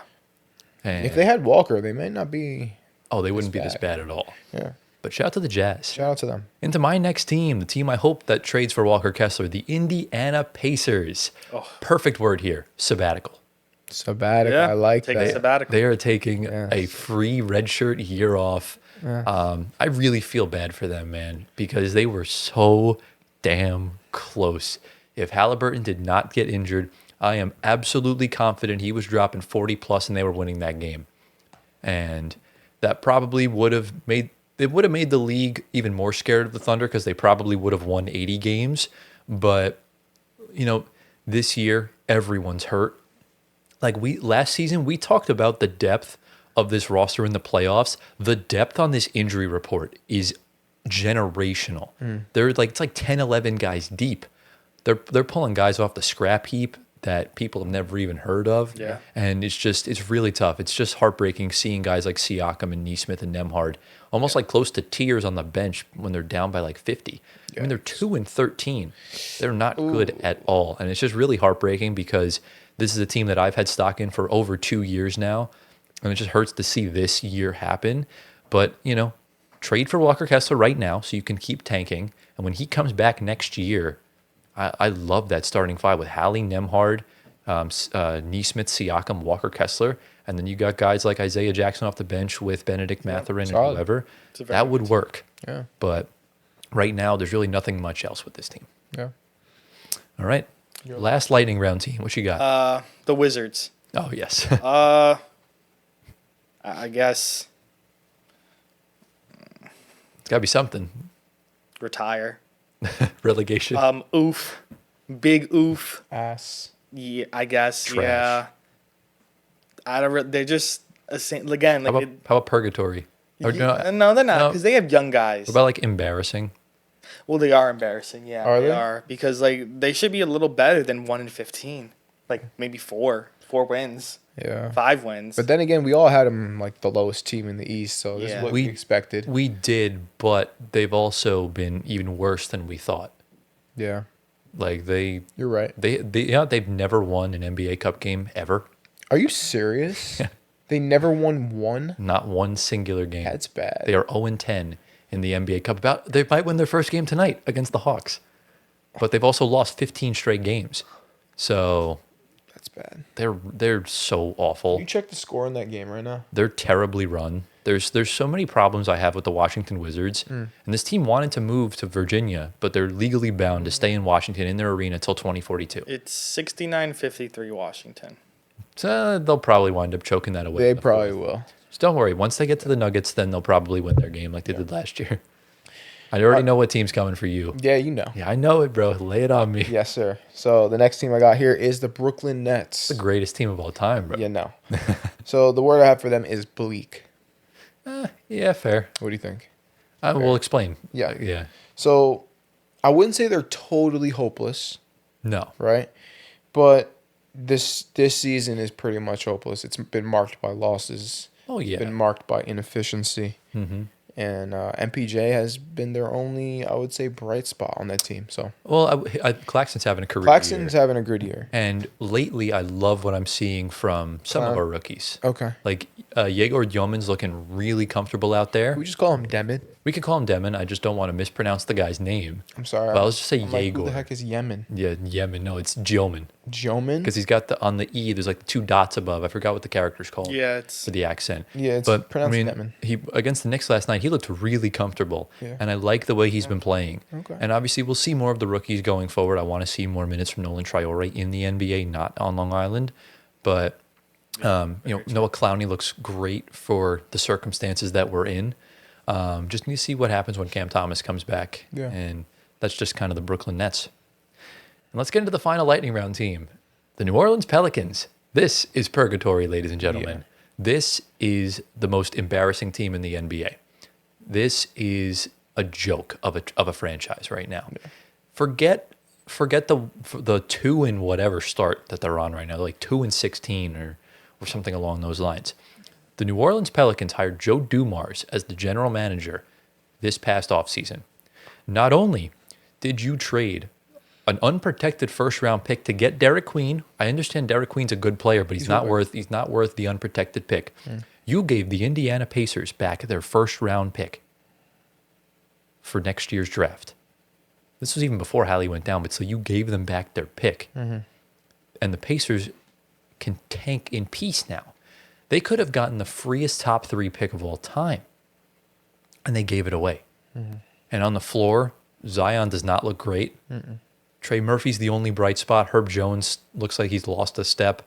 The team looks embarrassing. Derek Queen, I would say, is the only thing that you would have optimism for. Yeah. And I'm very disappointed with what I'm seeing in the Pelicans. I thought they may have turned a corner, Nope. but I was sorely mistaken. Yeah. It's disgusting. Kind of sucks, man. Yeah. We're going to move to the land of Oregon and go to Portland. So Portland, I would say the biggest thing with me, like a lot of other teams, it's a young team, but I feel like they're kind of blooming into a team that the young guys are turning into like more of the solidified stars of the team. So you said resilience. I'm going to use resurgence. Yeah. They're resurgent. What's the correct way to use it? Oh my God, like resurgence. Like they're real, like from last year. Like they're good again. Yeah. Yeah. I think they're getting to that point, and the whole thing with their coach, Thiago Splitters, come in, and it sounds like they have not lost a step at all. And you have guys like Denny, Shaden, like Jeremy Grant has not lost a step. We thought this guy was like cooked for a long time. Has not lost a step. He's been better coming off the bench because he looked like the most uninspiring player in the NBA for the past 2 seasons. Yeah, like It's good to finally see. I feel like Jeremy's like they've been trying to trade him for like years. Yeah. Like same thing with like Levine and DeRozan, and he's been there. But like that's like a nice vet to have. Like that's points. We talk about Drew, Tumani, Klingen's finally getting on the board, and then I don't know if you've been watching, but Caleb Love off the bench has been doing phenomenal. He's an undrafted rookie out of Arizona. Wow.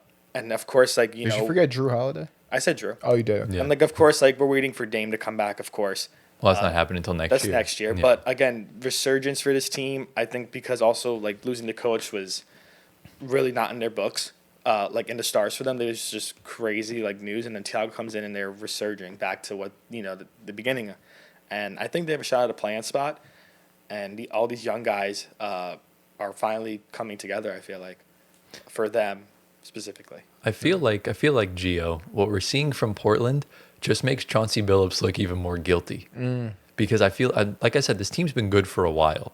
I genuinely think if they were locked in the whole season last year, they would have made the playoffs. Or at least a play in and gotten in through there. Right. But, I mean, dude, Denny Avdia is turning into an all-star right before our eyes. He's averaging over 25 points this season so far. Well, go ahead. Well, he's averaging like 25 points with like 5 rebounds, 4 assists. He's playing really well. And the team around him is capable defenders. Yeah. That's the biggest thing with this team. I think another word could be clamps, because this team will just clamp 100%. up. Yeah. Like you look at across the board, Drew Holiday, Tumani Kamara, both like, Drew Holiday's this Hall of Fame worthy, championship winning point guard that's good on the point of attack. Kamara's this long, lengthy wing. You have Donovan Klingen, who's just an absolute tower. Yeah. You have 3 level defenders on your team. And it just creates this really cool dynamic because the rest of the roster is just full of athletes, mainly Shaedon Sharpe and company. And, I've always been super high on this team. I have them making the play-in this year. Yeah. And I'm super excited to see what they can do from here. So how do you feel about them, Gio? Yeah, I think this team is very well constructed, top to bottom. Like you said, bunch of athletes, capable defenders, and now they got their guy Denny just hooping. So Yeah. this team, they're built. They're Yeah, built. They're I mean- definitely resurging. Who knew the Wizards shared something with the Pelicans? Once you leave, you become an all-star. That was such a dumb trade. Oh, my goodness. Because Denny in Washington was like piss poor. Yeah. Like they were not playing him. It was not that bad. No, but like He all knew showed he was- flashes of good. he We all was knew he was capable. He was getting like bench minutes, and then they would start him, and then they would bench. Like they were throwing weird lineups out there with him and without him. And Well, because like, they were now- tanking. Yeah. And now he's finally like, all props to him. He's an all-star, almost caliber right now. Yeah. Shout out to the Blazers, too, by the way, just from a front office perspective. The fact that you were able to turn Drew Holiday, and you essentially, obviously, you netted Drew Holiday for Denny Avdia. Yeah. You basically traded Damian Lillard for Denny Avdia, and you wound up getting Damian Lillard back because Drew Holiday was traded for Malcolm Brogdon. He was traded for Denny Avdia. Damian Lillard is a part of, in my opinion, 2 of the biggest ripple effects in the NBA. Because when he hit that shot in OKC, the Clippers then decided to become absolute idiots and give the Thunder all those assets. And all thanks to Damian Lillard. Because if he didn't hit that shot, who knows what would have happened. But we're seeing a lot. If Portland turns into a good franchise like this, we're going to look back at that moment when Damian Lillard requested a trade. That could save the franchise moving forward. Good point. Crazy. Yeah. So let's get into the next team. What do you got? I got the Minnesota Timberwolves. Ooh, okay. So this team is kind of tricky. Yeah. I could have gone 2 different ways with this one word, but I'm gonna go with my gut here. Tyler often says, whatever Gio goes with his gut, it's always the opposite. Yeah. No, not this year. Okay. I think the Wolves are pretty formidable this year. That's the word for them. Yeah. Formidable. That's because they also have very capable defenders, top to bottom, and they also have very capable offenders. I don't know if that's the word. Offensive Scorers. players and scorers. Yeah. Offensive Right? players. So they're highly ranked in both offense and defense. And I feel like if you're one of those teams that's highly ranked on both sides of the ball, teams are going to be afraid of you. Also, they also have like an intimidating factor to them because of Anthony Edwards, because of Julius Randle, because of Rudy Gobert. Those guys are like enforcers. Yeah. So that's kind of like an intimidating thing for other teams to go up against. So this team is formidable. So what do you guys think? You go first. Yeah, I think that's spot on because like I feel like we're waiting for them to take that jump. Like right now, they're 10-7. Yeah. So it's not the greatest, but it's a winning yeah. record. They are struggling right now They're at point guard. they're always that's the biggest thing, but they're always going to be there in the hunt because of Ant and Rudy and Randall, Nas, Dante. The biggest thing they have right now is a point guard hole. That needs to get filled.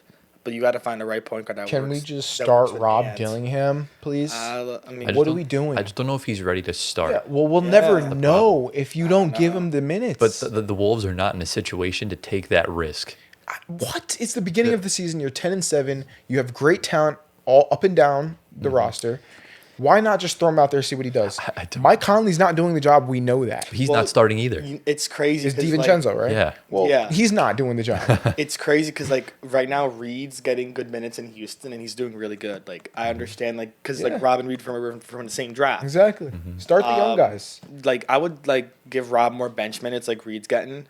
I don't think he has like the shot taking kind of like ability like Ant and J Mac would have and Randall he doesn't before need to. Rob does because that's why but I think eventually he'll get a shot.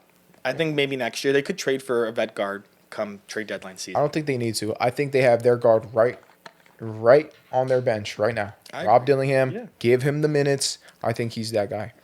It's tough because like you easily could make a trade for a guy like Ja Morant who's available. Yeah. LaMelo Ball could become available at some point. I don't know what the Wolves want to do. And right now they're not off to a good start. There was a report earlier saying that everyone except Anthony Edwards and Jaden McDaniels are available in trade talks. Those are the only two untouchables. So even Rob Dillingham could be on his way out. And in a sense where a Ja Morant does wind up getting moved, they want a young, promising asset. Rob Dillingham could be that, along with a guy like Randall for salary filler, because we just don't know. But the Wolves are a formidable team. They're probably the most formidable team in the NBA. Yeah. Because you don't know what you're going to get from them. No matter, they've made the conference finals, tied for the 1 seed, and they made a conference finals as a 6 seed. Yeah. So it's really unpredictable with what you're going to get from them on any given night. But they're struggling right now. Their lineup looks fine the way it is. You just need that steady hand at point guard. That's all they And need. I just don't think Mike Conley is. He's just old. He's just old at this point. DiVincenzo's not a point guard. Don't pull a Phoenix Suns. Please do not. We've already been through this and done that. So either start Rob, start Terrence Shannon, or make a trade. That's really all I can ask. Yeah. So ready to get into my team? Go for it. All right. Should I get into a really good team or a team that's good? It's up to you. A really good team. A really good team. All right. We're just going to go to Gio's favorite team of all time again, the Houston Rockets. Let's talk about the Rockets. Obviously, no Fred VanVleet this year, which is fine. They seem to be doing well right now. But compared to last year, the word I would use right now is ascending. The Rockets are ascending to new heights as a basketball team, all thanks to Kevin Wayne Durant. He just elevates the ceiling, just like what any other star would do to a team, like what SGA is doing to the Thunder, because the Thunder's incredible without him, and he just makes them dynasty level. Kevin Durant took this 2-seed Rockets team, and they've improved so much from the early season struggles because you're playing Reed Shepherd at the point guard. Well, he's coming off the bench, but the way they function is the double bigs. You're playing KD and Jabari Smith at the 2 and the 3. And everybody on that roster can defend. They can shoot. They can run up and down the floor. They can jump out the gym unless your name's Steven Adams.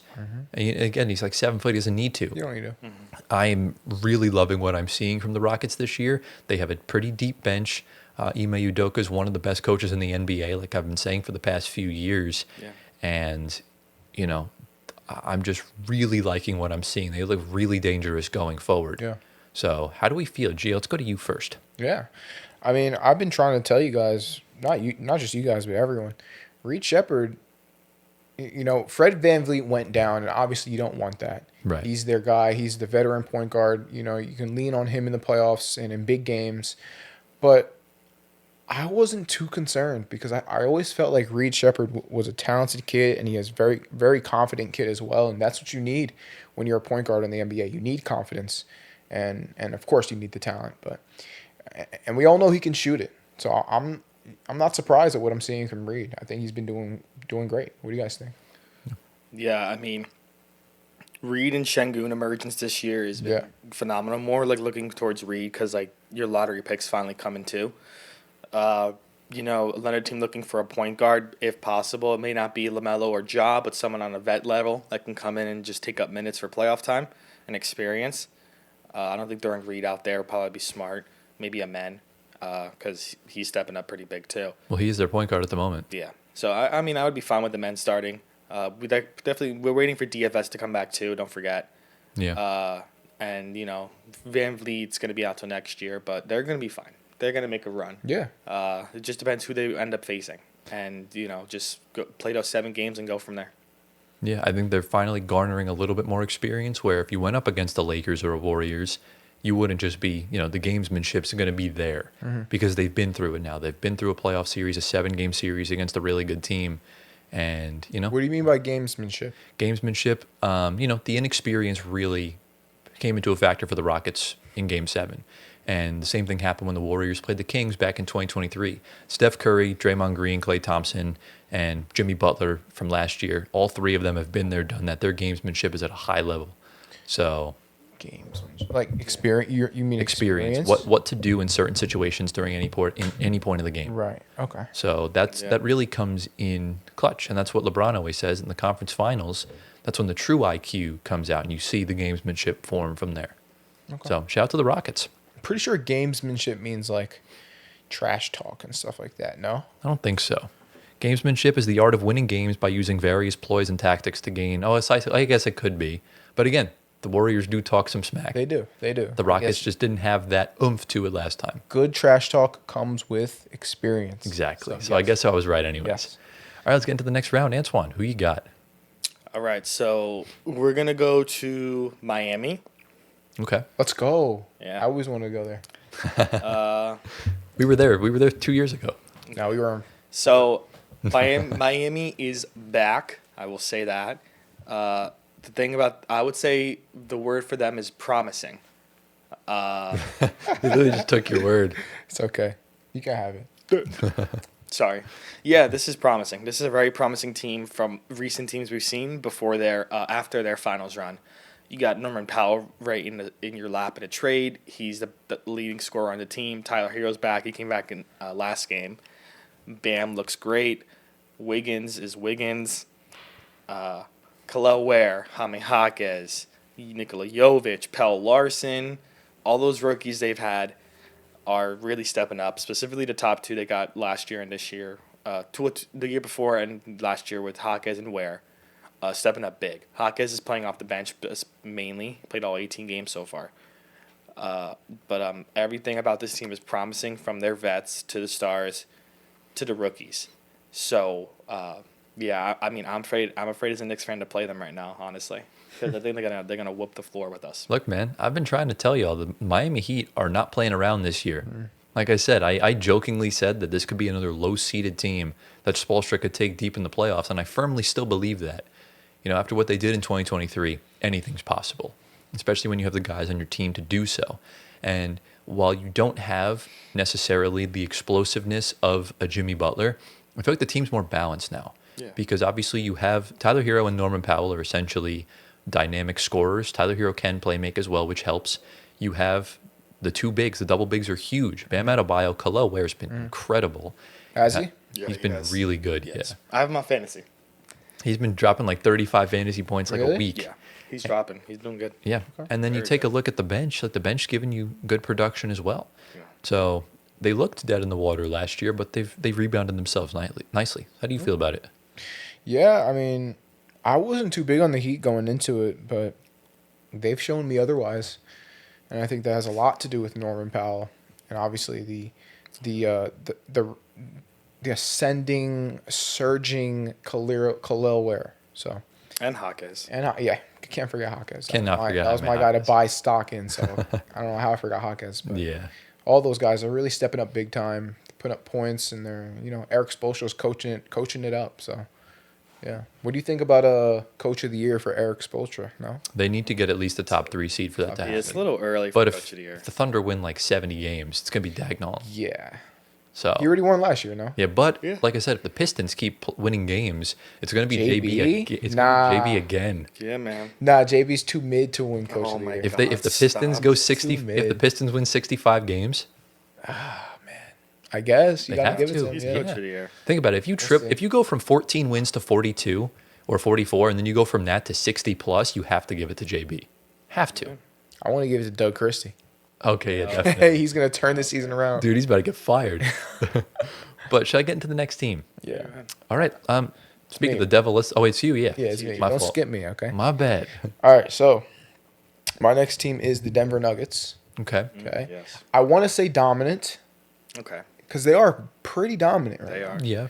But you did already use that word. I did. So Yeah, you I did. need help coming up with another word that could fit that. Another word Like that a, can fit like a that. synonym of dominant. Synonym of What would you guys dominant. say? If you can't think of anything, we're just gonna go with dominant. Let's I wanted see. to put you guys on the spot. What can we do like here? complete. They're the most complete team. I don't know if they're complete though. They are kind of injured. That's kind of the thing. They are. That's the Because problem. I was gonna say like robust, but they're not. They're not healthy. What would you say? Dominant. Let's just- Very. let's just look up just say. dominant. I'm gonna say decisive because they win decisively. Whenever they win, it's by 10 or more points. I looked it up. That's one of the stats. That's perfect then. Yeah. Fair. So we'll just say decisive because they have very decisive victories. Bless you. Thank you. That was an insane sneeze. But no, so there's just a little stat Yeah, right here. and they have So this- obviously led by Jokic, this team is second in offense, okay, in the league. Yeah. Their offensive rating, and they're fifth in defense. Okay, so it's top Yeah. 5 in both major categories there, okay? So they're crushing opponents by double digits every game on average. Wow. So That's decisive. That's the word. They're crushing teams. they have the second highest margin of victory in total. It would be incredible if the Thunder didn't exist. Exactly. Because the Thunder have, I think in the first 18 games, the Thunder have beat all their opponents by a combined score like 260, 270, which is just nuts. The Rockets and Nuggets are second and third, way ahead of everyone else. But it's like in the 160s and 170s. It's like it's just not fair. Yeah. So Yeah. what do you guys think? Like, who's like the main reason why they're doing this besides Jokic? Of course, Well, he's the reason. He's That's the the only reason for reason. sure. But like, who's that other guy that's like, oh, he's playing really well and he's really helping the Nuggets like win decisively? There's one answer, and his name is Jamal Murray. Yeah. Jamal Murray is playing out of his damn mind. I think he's averaging like 28, 6, and 6 or something along those lines. He's playing way too many minutes. He's averaging, I believe, 38 minutes a night. Ooh. And with his, fragile body, you can't really have that. But, I think Jamal Murray, because there's depth on the bench behind him, because you can run out lineups with Bruce Brown, Tim Hardaway Jr. has been great, Valanciunas has been great. You can stagger the minutes where Jamal Murray's not essentially carrying the load by himself. Yeah. Because last season, when Jokic went to the bench, you were running out Jamal Murray with guys like, obviously Peyton Watson was there, but you were running out with DeAndre Jordan and Zeke Naji and Hunter Tyson, guys that were just not NBA ready. Now, Bruce Brown's a champion. Jonas Valanciunas is a starting caliber center playing off the bench. Peyton Watson is Yes. great. Yeah. And, the team is just more complete. And that is the main thing. That's why Jamal Murray is excelling. Because if you think back to the bubble when Jamal Murray was this incredible self behind the bench, he was playing with other NBA-ready guys. He was playing with Jeremy Grant. He was playing with Mason Plumlee. Right. So there's major night and day difference from last year compared to this year. Yeah. I think that's also a good word for them. Complete. Yeah. Because this team does feel more complete this year than ever since they won their championship. So yeah. Yeah. Exactly, yeah. Tyler, you can go now. All right, let's get into my next team. Let's talk about the Detroit Pistons once again. Oh, please make this 15 seconds. The word I would the word I would use for them is machine. Yeah. This team is a well-oiled machine. They're on a 13-game winning streak. Hopefully after tonight it'll be 14. And I made a tweet last week saying it would be sick if the Pistons won 28 straight, which would be so dope because both winning streaks and the losing streak would happen at the same time period from like mid-November to like now. But I really love what I'm seeing from them. They look phenomenal across the board. They look a step ahead of everyone else in the Eastern Conference. So how do we feel? Yeah. I mean, yeah, we've spoken about them already. I mean, I don't really have anything to add. They're just the best team right now, besides the Thunder in my eyes. Yeah. And everybody's working. Starting 5, Duran, Cade, Sar, Ivy's back. So everybody's back. Everybody's playing. They play And very once well. once you're healthy, getting Ivy back is big. and they have no injuries. Knock on wood for now. How has Ivy fit into the lineup ever? Well, he's not. He's off the bench right now. He's on a Off the minutes. bench? He's on a minutes restriction. Minutes restriction, Yeah. but when he's on the floor, how does he look with the team? He looked comfortable. Yeah. Yeah, He looked I think comfortable. he'll be fine. And that's what you really need. And we'll see if they make a trade later on. I saw this one play. Sorry, I know we want to go quick through with the Pistons. We already talked about them a lot. Yeah.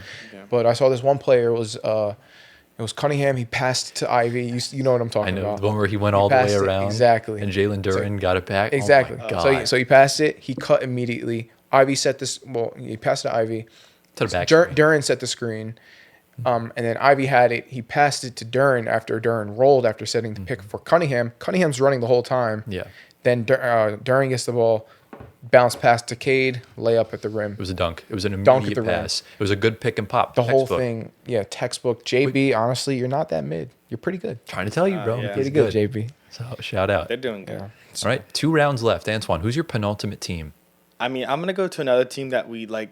You just spoke about the player on the team, the Suns. Ah, yeah. He spoke about Dillon Brooks, still hooping. Like, last game was really good for him. I think the biggest thing for them, surprising. yeah. A lot of I like people that. didn't see this. I mean, I saw it because I always do. No, but like you saw them Okay. as like average. We saw them they're- as trash. No, yeah, they were not going to be trash. I'm sorry. I mean, like, they're maybe like 2 injuries away from being trash. Well, most teams are. But yeah. But Book looks phenomenal. No, Dillon he Brooks- doesn't. He looks all right. Okay, fine. No, Book looks really good Book this year. looks really good. He looks okay. really good this year. Yeah. He looks more comfortable. He's not doing nothing on fantasy for me, bro. That's why I'm That pissed. just Oh sounds my like a skill goodness. issue. That's your problem. doing You Yeah. should absolutely you nothing. should have just drafted your own team. Yeah. Don't let auto pick Maybe do it. yeah. And then Tyler spoke about Dillon Brooks. That's the second guy behind him. And then you have the other vets there: Grayson Allen, Mark Williams, finally being healthy, putting in good minutes. Gillespie, Colin Gillespie, who they re-signed. Royce O'Neal, Ryan Dunn, we spoke about before. Not Jameer. Jalen Green. Who knows what's going to happen when he comes back? Let's see. And then don't forget when Kaman Malawach finally is going to get starting center minutes. He's going to be a tank with Mark. You think he's that good? I like Kaman. He's good. I do. I I'll like have to Kaman. see how he pans Yeah, out. I 'Cause like I just Kaman. don't really know. But yeah, it's surprising. I think they're surprising everybody but me. This guy, bro. You guys Crazy. can add to this. How do you feel, G? Suns. Full credit to Dillon Brooks, man. Yeah, Full credit. I guess. Yeah. 100% credit. Devin Booker, do better on freaking fantasy, maybe bro. you're locking in the wrong games. That could Might be be- true. yeah, You might be okay. locking in the. I'm looking at it Yes. right now. He had like a 37. Exactly. There you go. Okay. But that was a while ago. Right? Lately, Yeah. he's been like 14, 19, 15. Like, we need you to do Ooh, better than okay. that, Gotta bro. lock in. I don't have a son on my team, so I don't really have to. Oh, I do now. I just brought in Jordan Goodwin. Yeah, okay. him too. Yeah. I think Yeah. is Grayson? Yeah, Grayson. Yeah, you picked up Grayson Allen. I did. I tried to. I don't know if I got him. Okay, I gotta all check. right. But I'll You'll have to anyway, look, but look, yeah. What do you have to say? dude, the Suns have been the most pleasant surprise in basketball this season. Because obviously we knew the Pistons were going to be, still good, just we didn't expect this. But, seeing the Suns go from disaster with Kevin Durant and Bradley Beal on the team, you get rid of that. You bring in young, hungry players that actually want to compete, want to win. And really just 2 stats I want to read out is that Colin Gillespie is averaging 11, 4, and 5 with a steal, which are all career highs across the board. In his last 5 games, he's averaging 16 points, 5 rebounds, 5 assists, and over a steal on shooting splits of, get this, 48, 48, and 100. He has not missed a Impressive. free throw.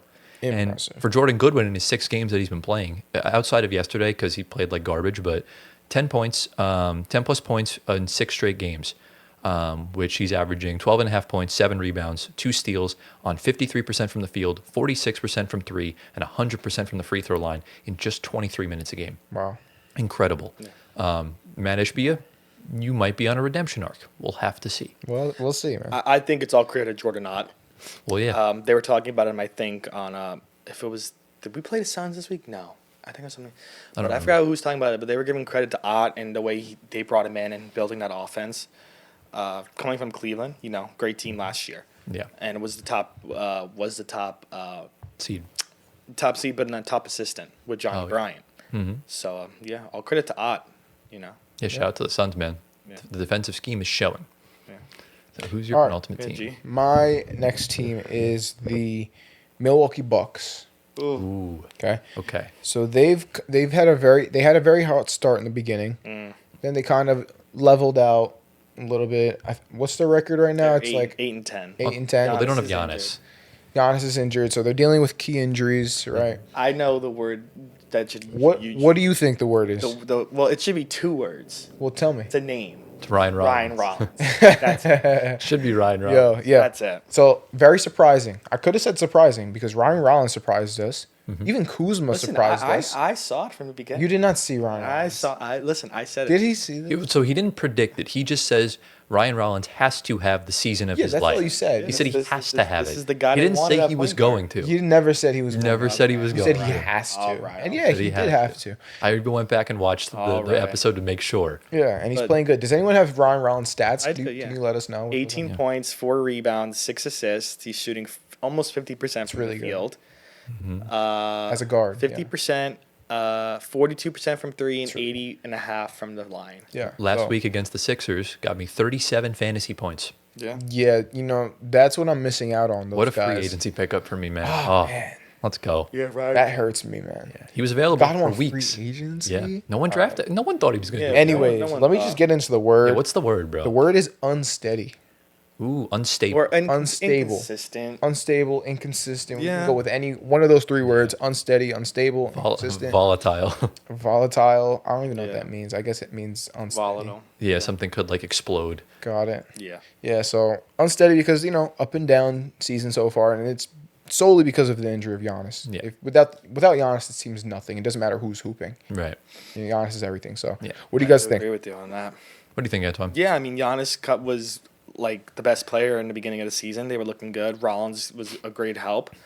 Now you're losing a guy that had 31 points a game, 10 rebounds, and 6 assists. That's MVP numbers, if you ask me. Yeah. And he's gone. So now you're relying on Rollins, MT, Bobby Portis, Kuzma. It's not the most ideal group.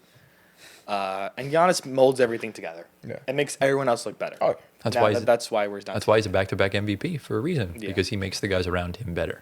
It's just that other players make their teammates even more better, like Jokic, SGA. why when we're talking about Giannis's greatness, you have to bring up Jokic and Because what is that? I am still salty from 2021. Don't you forget. Listen, Don't you You have forget. undealt He with is- trauma, my friend. You have to deal with that. He is talking about a future Nick, so let's be respectful. Honestly, to be Okay. fair, when Giannis is on the floor, I think the Bucks are better than the Knicks. So Oh, I think so too. exactly. So that's the problem. You might not 100%. even need to go to the Knicks. Listen, I have the Knicks up. That's gonna be the last. You one. just blew your last thing, all right? That's true. Should I get into my next team? Yeah, go Yeah. ahead. Let's go to the Los Angeles Lakers. Oh, another team, Joy. This has been a very confusing season for the Lakers. I was going to put confusing, but we've had a little bit more time to see what they look like with LeBron James back in the lineup. Luke was back in the lineup. Austin Reeves is there. The word I would use to describe them is sustainable. This team has finally figured out how to be sustainable now and in the future. That's good. Mainly thanks to Nico Harrison because he's a dumbass. But you have Luka Doncic in the building. Austin Reeves has formed into the perfect second option once LeBron James retires, which should be whether it's this season or next season. Yep. They're going to start that transition period now. You have LeBron James not having as high usage as he used to, but Thank God. it's a blessing because his body is not, getting beaten up every damn Right. night. And because of this, do you realize how good DeAndre Ayton actually looks good, this season? bro. Yeah. It is a damn miracle. And we've always been saying this. I've been a huge proponent of DeAndre Ayton. His mindset is trash. If he had Mamba mentality, I think he could genuinely retire as like a Hall of Famer. That's how good I think he can be. He's that good. He's that good. He has great. all the physical attributes. you All the need physical to be- attributes. yeah. He's like 7 foot. He has a beautiful mid-range game. He's got a good float game. He's good in the post. He can defend. Yeah. His mindset has just been awful. He's soft. He's got the talent of, think of him with the build of Walker Kessler with the shooting ability, and he's got the mindset of Karl Anthony Towns. That's kind of how I view him. He's got not quite Carl Towns, but I see what the, you're saying. the He has great softness touch. ability of it. I yeah. love how Cat is the comparison. Yeah, Well, because he's soft. Cat is not soft, by the way. he is. He's not soft. He is. I don't I'll think, talk about that later. I don't think when I He when I is. talk about the Knicks, I'll talk about Guys, that. Cat is Cat is not a soft. different word. Guys like Cat and Jared Allen are tough. The two of them are tough, but they're soft. When it comes Not down, when it soft, boils bro. down to it, they are. It's a common misconception. No, it's it's a not. myth. I think it's a I'll get into it's a it. misconception that he's tough, and he's not. But that's besides the point. With the Lakers, We'll get to it. Just because he's zesty, it doesn't mean he's soft. that's bro. not why. That's not why. No, I'll tell not you why. why. That's Okay. not why at I'll all. tell you why. All right, fair. But when it comes down to the Lakers right now, the big three essentially looks really damn good. DeAndre Ayton looks really good, and the guys around them are all playing really well. And I think JJ Redick is starting to figure things out. The Lakers have an NBA best record after leading after the third quarter with their records. I think they're like 28-7 or something along those lines. So it's working. So how do we feel about the Lakers? I mean, yeah, shout out JJ, the guy at the helm. You know, finally he has the team. You know, he was blessed with Luka. He's the leading scorer in the league right now. And he laughed in Chris Dunn's face yesterday, which was kind of hilarious. Yeah. Because Luka doesn't lose his cool. Like I just feel like he just laughs stuff off, and like that's what you want. And like Jackson Hayes had his back. Like he shoved Chris Dunn. Like you saw Drummond try to square up on Wendell Carter. Dude, that was funny as hell. I don't think he was being serious though, and they took it being serious. I think it as serious? I think Drummond was being like sarcastic, but think so, too. that's besides the point. But yeah, the core is great. I would love to see the bench get a little better. Who you know, specifically over there? no, like bringing in guys like maybe trade deadline wise, like Yeah. like Laravia looks fine. Yeah. Marcus looks fine. Connect is getting game time. What do you think about Vincent? Get him off. He's Get him gone. out of He's there? injured. Yeah, He's he's done. gone. He played yesterday, and I watched him take a three from the wing. Yeah. He missed. Someone got the rebound, passed it to him in the corner. He missed again. And then another offensive rebound. They kicked to him at the top of the key, and he missed again. Yeah. Yeah. So, But he's I mean, lost- at least he's not afraid to shoot it. right, but he lost his Miami dark magic. That was It's- kind of what was keeping him going. Yeah, it's all about the starting five. Yeah, it is. They're all doing exceptionally well. They should Yes. bring Braun So, off the bench. No, Well, I mean, you Get would, outta here. You would I'm just start, a hater, You would okay? start Laravia no. instead. I think that would be The, honestly good. the best possible starting five right now is Luka, Reeves, LeBron, Vanderbilt, and DeAndre Ayton. Well, Vanderbilt's Rui. Oh, Rui. That's what I meant to Oh, say. yeah, Sorry. Rui. Rui, yeah. Rui is Rui's doing good. Rui is honestly the most overhated player in the NBA. I don't think hates him? I don't Laker, think Rui dude, is that Laker good. Laker fans put him in trade machines every Why? day. They hate him for whatever reason. I don't know why. Rui's great for him right I now. don't Yeah. think he's that good. I think he is. I think he's I think very he's good. he's average. He's great in his role. I would say. Exactly. fair. He would excel on the Knicks. Yeah, He no, would. yeah, if you guys have Rui, you guys would be He that would. much better. Yeah. He would. But I think the key here is that the reason why they're doing good, even with LeBron coming back, because LeBron took a back seat. Well, LeBron's he didn't take the a third back- option. He didn't Yeah. take a back seat. No, he did. I still think gravity-wise, he's still the second option No. because Reeves is still not playing this well every single night. And we'll see that improve going forward. But I Maybe don't that's think- because Braun and Luca are on his team, and he has to defer sometimes, right? Right, but it gives It's not- Reeves- It's normal, and it he's gives- a pass first dude. He's a very Right. high IQ. But it gives Reeves more open looks, is what I'm saying. Yeah. So, but here's the thing. I think from watching the Lakers that LeBron has taken a back seat because you see Reeves more involved in the flow of the offense more than he has ever been, even Yeah. with Braun on the floor. And so I think that's the reason why they're successful right now with Braun on the team. But they are better with LeBron on the team than he is when he's out. Yeah, I never said they're not. You said they were going to be worse when LeBron came back. But that key. You didn't key make point here. But you No, didn't no. make the key I point did. the last time. No, I did. No, you did not. No, I did. I made it one of the times. Maybe the one key time. point is if LeBron accepts his new role as the third best player on the team, third best option, or the third option on the Third scoring option. third scoring option. That's the only way the Lakers will be better with Braun. Otherwise, they'll be worse. Fair enough. Okay? Okay. Yes. And I was right. All right. Final Anthony. round. Antoine, who's your last team? So we're gonna go out of the country, Ah, north of the border, I wonder. to Mexico. where dinosaurs are alive right now, Uh, specifically in an arena. We're gonna go to Toronto and the Raptors. Yes, your dad sir. jokes are ridiculous. yeah. What? very- What'd you say? Very You're only an corny. uncle, bro. You're not a What'd daddy. you say? Excuse me, I'm talking. Thank you. I guess the only word, like seeing them, is just wow. Yeah. I have no words. Like this is the best starting five in the league right now, on paper. Brandon Ingram has rejuvenated. What makes you say the best starting five? They're all cohesively doing well. Okay. Best starting five. That's an interesting. OKC exists. Yeah, and the That's like- Pistons exist. Well, and okay. When I'm talking about like filling up the box score and offense, The most balanced starting five. yeah, Balance. because like Kason Wallace and J Dub aren't playing. Right. And Wallace isn't. Kayson's playing. Yeah, no? Kayson's- But he's not scoring like 15, 16 points a game Right, like but this starting. but Kayson's the point of attack guy, Yeah. so it Okay. helps. I mean, well, one of okay. the best starting fives. Well, I mean, like take Pirtle out of it, so like probably like the best core four, like Quickly, Ingram, Barrett, Scotty. Yeah. You have Sandro and Pirtle, and then you have a bunch of other bench guys that just do a lot. Yeah. Yeah. Well, Bi has rejuvenated himself completely. Best player on this team right now. One of the best players in the league. RJ is still putting up great numbers for his caliber. Scotty is doing Scotty things. Quickly looks better than he did in the beginning of the season now. You have Pirtle, who's kind of taken a step up a little bit from the beginning. Sandro Mamukelashvili is looking like the steal of the offseason. And they just have to Colin Murray Boyles, but he's not really getting much right now. He's on my fantasy. Yay. I don't know why you have Doing absolutely nothing. Dude, he didn't draft his team. Yeah. He did auto pick. But God. yeah, shout out to all the guys I just named because that's the reason where they're at right now. Question. Who's the best player on the team? Because you did say BI. Bi, Is it BI? 100%. Is he the best scorer or is he best player? He is both. he is the best player on He's the both. team. He's the best player on the He- team. He's absolutely the best player I on the think team. I disagree, no? No, it's I think right now, 100%. like in going into the season, I viewed Scotty Barnes as like a top 35 player. I think he's definitely gotten himself into the top 30. Right now, Brandon Ingram's playing like a top 20 guy. Ooh. He's playing out of his damn mind on both ends of the floor. Both I'm really loving what I'm seeing from him. And we always knew he was capable of this type of stuff. But again, Dyson Daniels is correct. I bring this up every time. Yeah. That franchise is cursed. Once you leave the New Orleans Pelicans, you find yourself and your basketball abilities. Dang. Look at Anthony Davis. He won a championship. Look at Drew Holiday. He won a championship. Yeah. He won 2 championships. Yeah. And then you look at the red, like Dyson Daniels became most improved player.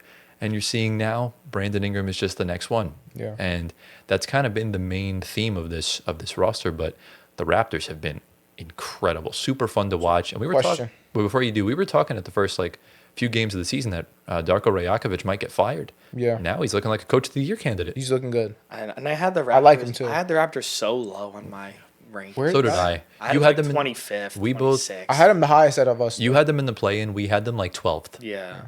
So we just weren't sure. Right. But what's your Yeah. question, G? Question is, BI is the best player on the team, in your guys' opinion. How far can they go with BI being the best player? Based on how weak the Eastern Conference is, they can get to the finals. Finals? Yeah. That's their ceiling. Absolutely. Wow. Unless they run into Okay. the Pistons. I think they can beat You the know. I think they could beat anyone in the East. Okay. So here's my thing. I don't fair. think they can go that far with BI being the best player. I don't have that much faith in him. I have to see it before I. But it before I doesn't have to believe be. It doesn't have to be from BI because the Raptors are a team by committee. Right, they're So very BI is not balanced. going to carry them. Yes. They remind me of Indiana in a sense where all 5 guys can defend. Right. So that's where they're except for maybe Quickly. But again, Yeah. Quickly's kind of. It's like Halliburton. He's not a great defender, but he can lock in when he needs to. Yeah. So I'm confident that the Raptors can make a deep playoff run. I think they're at least a second round team. Yeah. Really I cold. agree with that. But what I'm saying is, going forward for the future, Mm-hmm. I think Scotty Barnes has to be. If they want to win championships, Mm-hmm. Scotty Barnes needs to be the Robin. Yeah. You thought I was going to say Batman. No, I agree with you. He needs to be the Robin. Yeah. He's one of the, I feel like in the league right now, he's one of the best Robins. I would say he's top 5 But Robins. he can't be a Batman. I don't He know can't- what it is. his- He can't be a His Batman. body can't handle being a Batman. No, he's gonna he get needs hurt. to be- but he's so good at being a Robin. If he can turn into a taller, lengthier Jalen Williams. Yeah. I think that's what he can be. Yeah. And essentially have the impact that way. Yeah. But yeah, Toronto's playing incredible right now. Yeah. So who's your Well, last team, G? Our last team, it's We know this right team. over here in our backyard, as Anthony loves to say. It is the New York Knicks. Okay. Mm. So, despite adjustments, coaching changes, a change of the offense, because we know Mike Brown runs a different offense than what's his name? Forgot his name. Mike Tom Thibodeau, yeah. Tom Thibodeau. The Knicks are still, here's the word, ready? Determined. Okay, so they that's the word for them, determined. Okay. Because they have, I think right here it says, they are the best team in close games. that's still something that they took from last year. They were very good in close games last year, and they carried that into this season, even though there was a big adjustments and all that. So Yeah. in close games, the Knicks always find a way to pull out the victory. Yeah, I just think this team, they're tired of losing in the playoffs. What was it? The first round, second round, Third round. third round.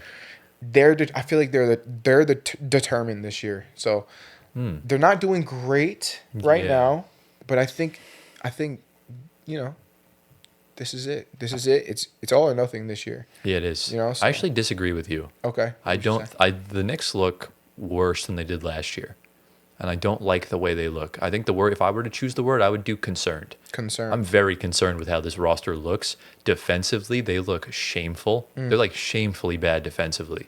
And right now in the Eastern Conference, I understand the conference is wide open. Every team that's competing right now, the defense is off the damn charts. Detroit's like second in the league. The Raptors have lengthy wings that can defend. Right. The Cavs have the double bigs that can defend. You have who am I missing? I'm definitely missing. I'm definitely missing teams that are well and truly capable of playing good defense. But those three are ready. If you win a playoff series, you're going to have to face one of them in the second round.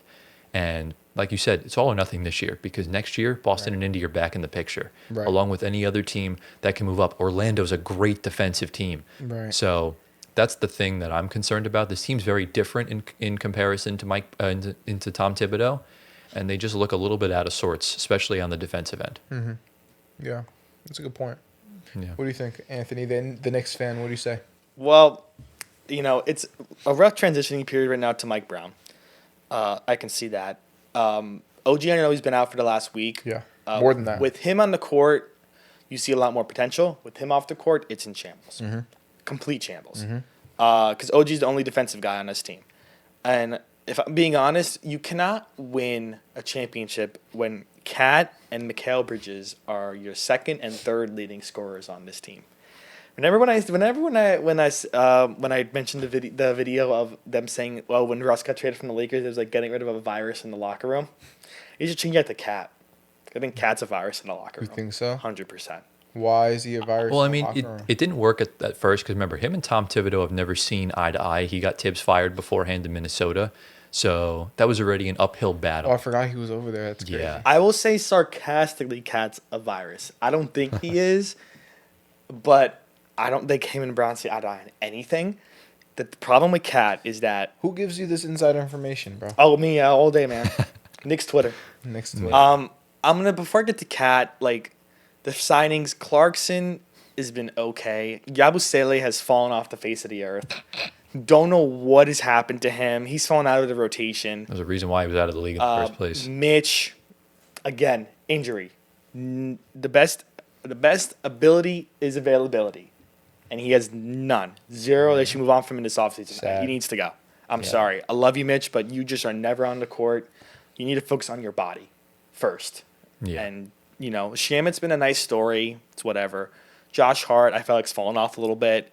Deuce has been okay. OG's the big missing piece. Mikal has been Mikal. Nothing special. Brunson has done Brunson. The biggest issue we have is Cat. And hearing the rumors that we're going to trade Karl Anthony Towns for Anthony Davis is sickening. Because Knicks fans will love that, but I am the Knicks fan that's going to say sell this team right now. Because AD is the same person as Cat, just more injured. Yeah. And the problem with Cat is when he's not playing well on the floor, he kind of brings the whole team down with him a little bit, I feel like. Because then he starts doing things that he wants to get up his box score, his points and everything. Just when watching games, and it just gets all in shambles and everything is discombobulated with the team. You need to watch more Knicks basketball, Jim. I do. But Cat, I'm a big proponent of Cat is the problem of this team. Wow. Big proponent. I think just both star players are not giving you what you need right now on both ends. And that's to me the biggest problem. And I understand your role guys are good. They're well and truly capable of being elite tier role players. You're just not going to get that consistency on any given night. And, we all went into this season thinking it was going to be the Knicks or the Cavs. Right now, there's about 6 teams that I would put in front of the Knicks that I think can, Yeah, it's possible. one, beat them in a playoff series. And I think they're just better. So are the Knicks going to be a playing team this I don't year? think they'll be. No, They won't be. no. They won't be a play-in team. Okay. Because they're a good regular season team, but I think when the playoffs roll around, they might get out in the first round. I'm hoping that like Mike Brown adjustments like are more noticeable soon, and they start playing like what they did with Tibbs, like more like ferocious basketball, like they want it. What's going Well, on it It with the seems like right defense, now, man? I like the thing is like the bench is great. I feel like I was hyping up Clarkson and Yabusele too much. Clarkson is kind of all over the place when he comes off the bench. He fouls worse than Cat. Yeah, he fouls a lot. He's fouling out of the game in the second quarter. He fouls a lot. Yeah, it's really bad. And like we can't do that. If like you're a vet and we need that, like that's bad. And like He's a scorer. He can score. yeah, but he's inconsistent. Very bad. Yeah. Very bad and inconsistent. We'll see the deadline. We'll see in the offseason what they're gonna do. But I'm saying right now, this core isn't it. If I'm the Knicks, I'm looking to trade almost everybody but Jalen Brunson and OG Anunoby. That's maybe OG Anunoby because he's injured. For the right player, I'd put the entire team up for trade talks. There's not one untouchable person on this roster. Yeah, I mean, because you don't have any rookies that are untouchable. No. Honestly. If you're looking to know. get a young player to build around, I would absolutely include Jalen Brunson if it's going to make the team better later on. Yeah. Okay. Because this ain't it. No, yeah. It's a nice team on paper, like we've always said. Mm-hmm. It just something's not working. It's not. Honestly. And I think Leon Rose is at fault for it, and he's never gonna talk to the media about it ever. Never. Because he never gets in front of the camera. And it's gonna cost him his job eventually, and that's his problem. Yeah. But the team right now is not built for sustained success. That's Not the at all. key word. So We're ready for the final team. Yes, what sir. is the final team? This might be our longest episode, by the way. Yeah, this is OD. It's going to be over 2.5 hours, which is fun. Holy 50 minutes. 'Cause I don't even we go know. on tangents with the Knicks. We do. I don't even So know it what the happens. last team is. The last team is the Chicago Bulls. Oh wow. The word interesting. for the Chicago Bulls, very simple, cinema. This team is the greatest show in basketball. Wow. The amount of close, thrilling games that we have seen from this team is generational. The double overtime thriller against the Utah Jazz, the late failed comeback against the San Antonio Spurs, the close game against the Denver Nuggets, the close game against the Portland Trailblazers, the Nikola Vucevic game winner, that game against Philly when Vuce hit the game winner from the corner. This team is just so fun to watch in the fourth quarter. I understand they're a much improved team, but they've fallen off a bit. They've had really close, heartbreaking losses. Whether they win or they lose, fourth quarter, OT, double OT, this team is made for the spotlight. Boys, how do we feel? I mean, you're talking about Josh Giddey. a team that's 9-8. Yeah. How's now. Josh Giddey's ankle doing ever since he got tweaked? He's been all right. Okay. I mean, yeah, Kobe White's back, which is great. They've taken a step back. Giddey's still phenomenal. Vooch looks good. Ayo Dosunmu's been doing really good Yeah, recently. he's been doing good. Matas, bench guys, Herter, Trey Jones, Jalen Smith. But they've been on a kind of a losing streak. They're now 5. They're 4-8 in their last 12 because they started up 5-0. Yeah. Is that because of Kobe White? No, I don't think it's that. No, What do because you he think? only came I back. really He only came back like 3 games ago. Yeah. And have I they think lost those 3 they- games? I don't think so. I think they've won a couple of them, but you obviously just lost to New Orleans, which is kind of embarrassing. Yikes. But like I said, like all of their games have been close nail biters for the most part. Yeah, I mean, they lost 5 in a row. They lost to Milwaukee, Cleveland, San Antonio, Detroit, and then the 2 overtime game against Utah. Well, it's San Antonio and Detroit, and They were Utah all can they go were all crazy. close games. Yeah. They've been giving up a lot of points. Yeah, A Their defense is lot not it. of they've points. never been a good defensive team. Yeah. They're kind How of would like that change? the Jazz of the East. They I got- would say, 'cause they've their gotten- offense is very good. They've Yeah. given They're a up. little chaotic, They've given up Mm-hmm. 120 points and over in last 6 games. Which kind of feeds into my word of cinema, because you're going to get a close nail biter, you're going to get a game winner, and you're going to get a lot of points getting scored. Yeah. So That's a good word. All right. Yeah. yeah, ladies and gentlemen, that concludes our one word to describe every NBA team season. We definitely yapped a lot more today than we did the past, couple of days. We're recording this on 3 different days, so apologize for the loads of wardrobe changes. But let's put down in the comments, what is one word to describe your favorite team this season? And boys, do we have any final questions before we get into the outro? Let's go. Let's rock. And with that, ladies and gentlemen, that brings us to the end of episode number 85 of the Floor Spacer podcast. Giovanni, G of the week, word of the week. Let's not waste any time here because we're already on like 2 hours and 40 minutes. G of the week is gonna be 2 people. It's gonna be Fetty. Shout out to Fetty. It was his birthday. And then shout out to my sister because she's getting baptized tonight. Yeah. Let's go. And then the word of the week is gonna be do keys. something Thanksgiving related. Thanksgiving. Let's do Stuffing. no You're gonna get stuffed at the. Just do turkey. You're gonna get stuffed at the rim when Buddy. I play you. Let's do next time. turkey. green beans Green Oh my beans. god. Okay, the worst That- vegetable. because he needs to eat his greens. That is disgusting. Comment in the chat or the comments. Anthony, eat your greens. Brains. Do that. Yeah. Brains. So obviously, what? yeah. So obviously, we hope you guys had a great Thanksgiving. Obviously, this is going out on Black Friday next week. We're going to be talking all things NBA Cup because the knockout stage is just a week or so away, and we'll see. We'll keep tabs on all the news and everything of that nature. So we hope you guys enjoyed today's episode. Be sure to drop a like, subscribe to the channel, get us to 9K by Christmas Day. We're a month away. It's all on you guys to get us there. Follow us on Spotify, audio platforms. Give us 5 stars, answer the polls, leave a review. Our socials at FloorSpacerPod on YouTube, Twitter, Instagram, TikTok. Our personal ones are on the bottom of the screen right now. Get Giovanni to 1 million Instagram followers. What are you doing over there? Oh, can you stop? Join the Eating Discord. Join the Discord server. Join the playback room. And boys, do we sort of have any questions, comments, final thoughts before we head on out of here for the week? No. Happy Time to go. Happy Thanksgiving, everybody. Yeah. That's it. Let's go to sleep. We hope you all enjoyed. Thank you all for watching. We love you all endlessly. Giovanni is most thankful for Christopher Emmanuel Paul. And we will see you all next week in episode 86. Peace out. Deuces.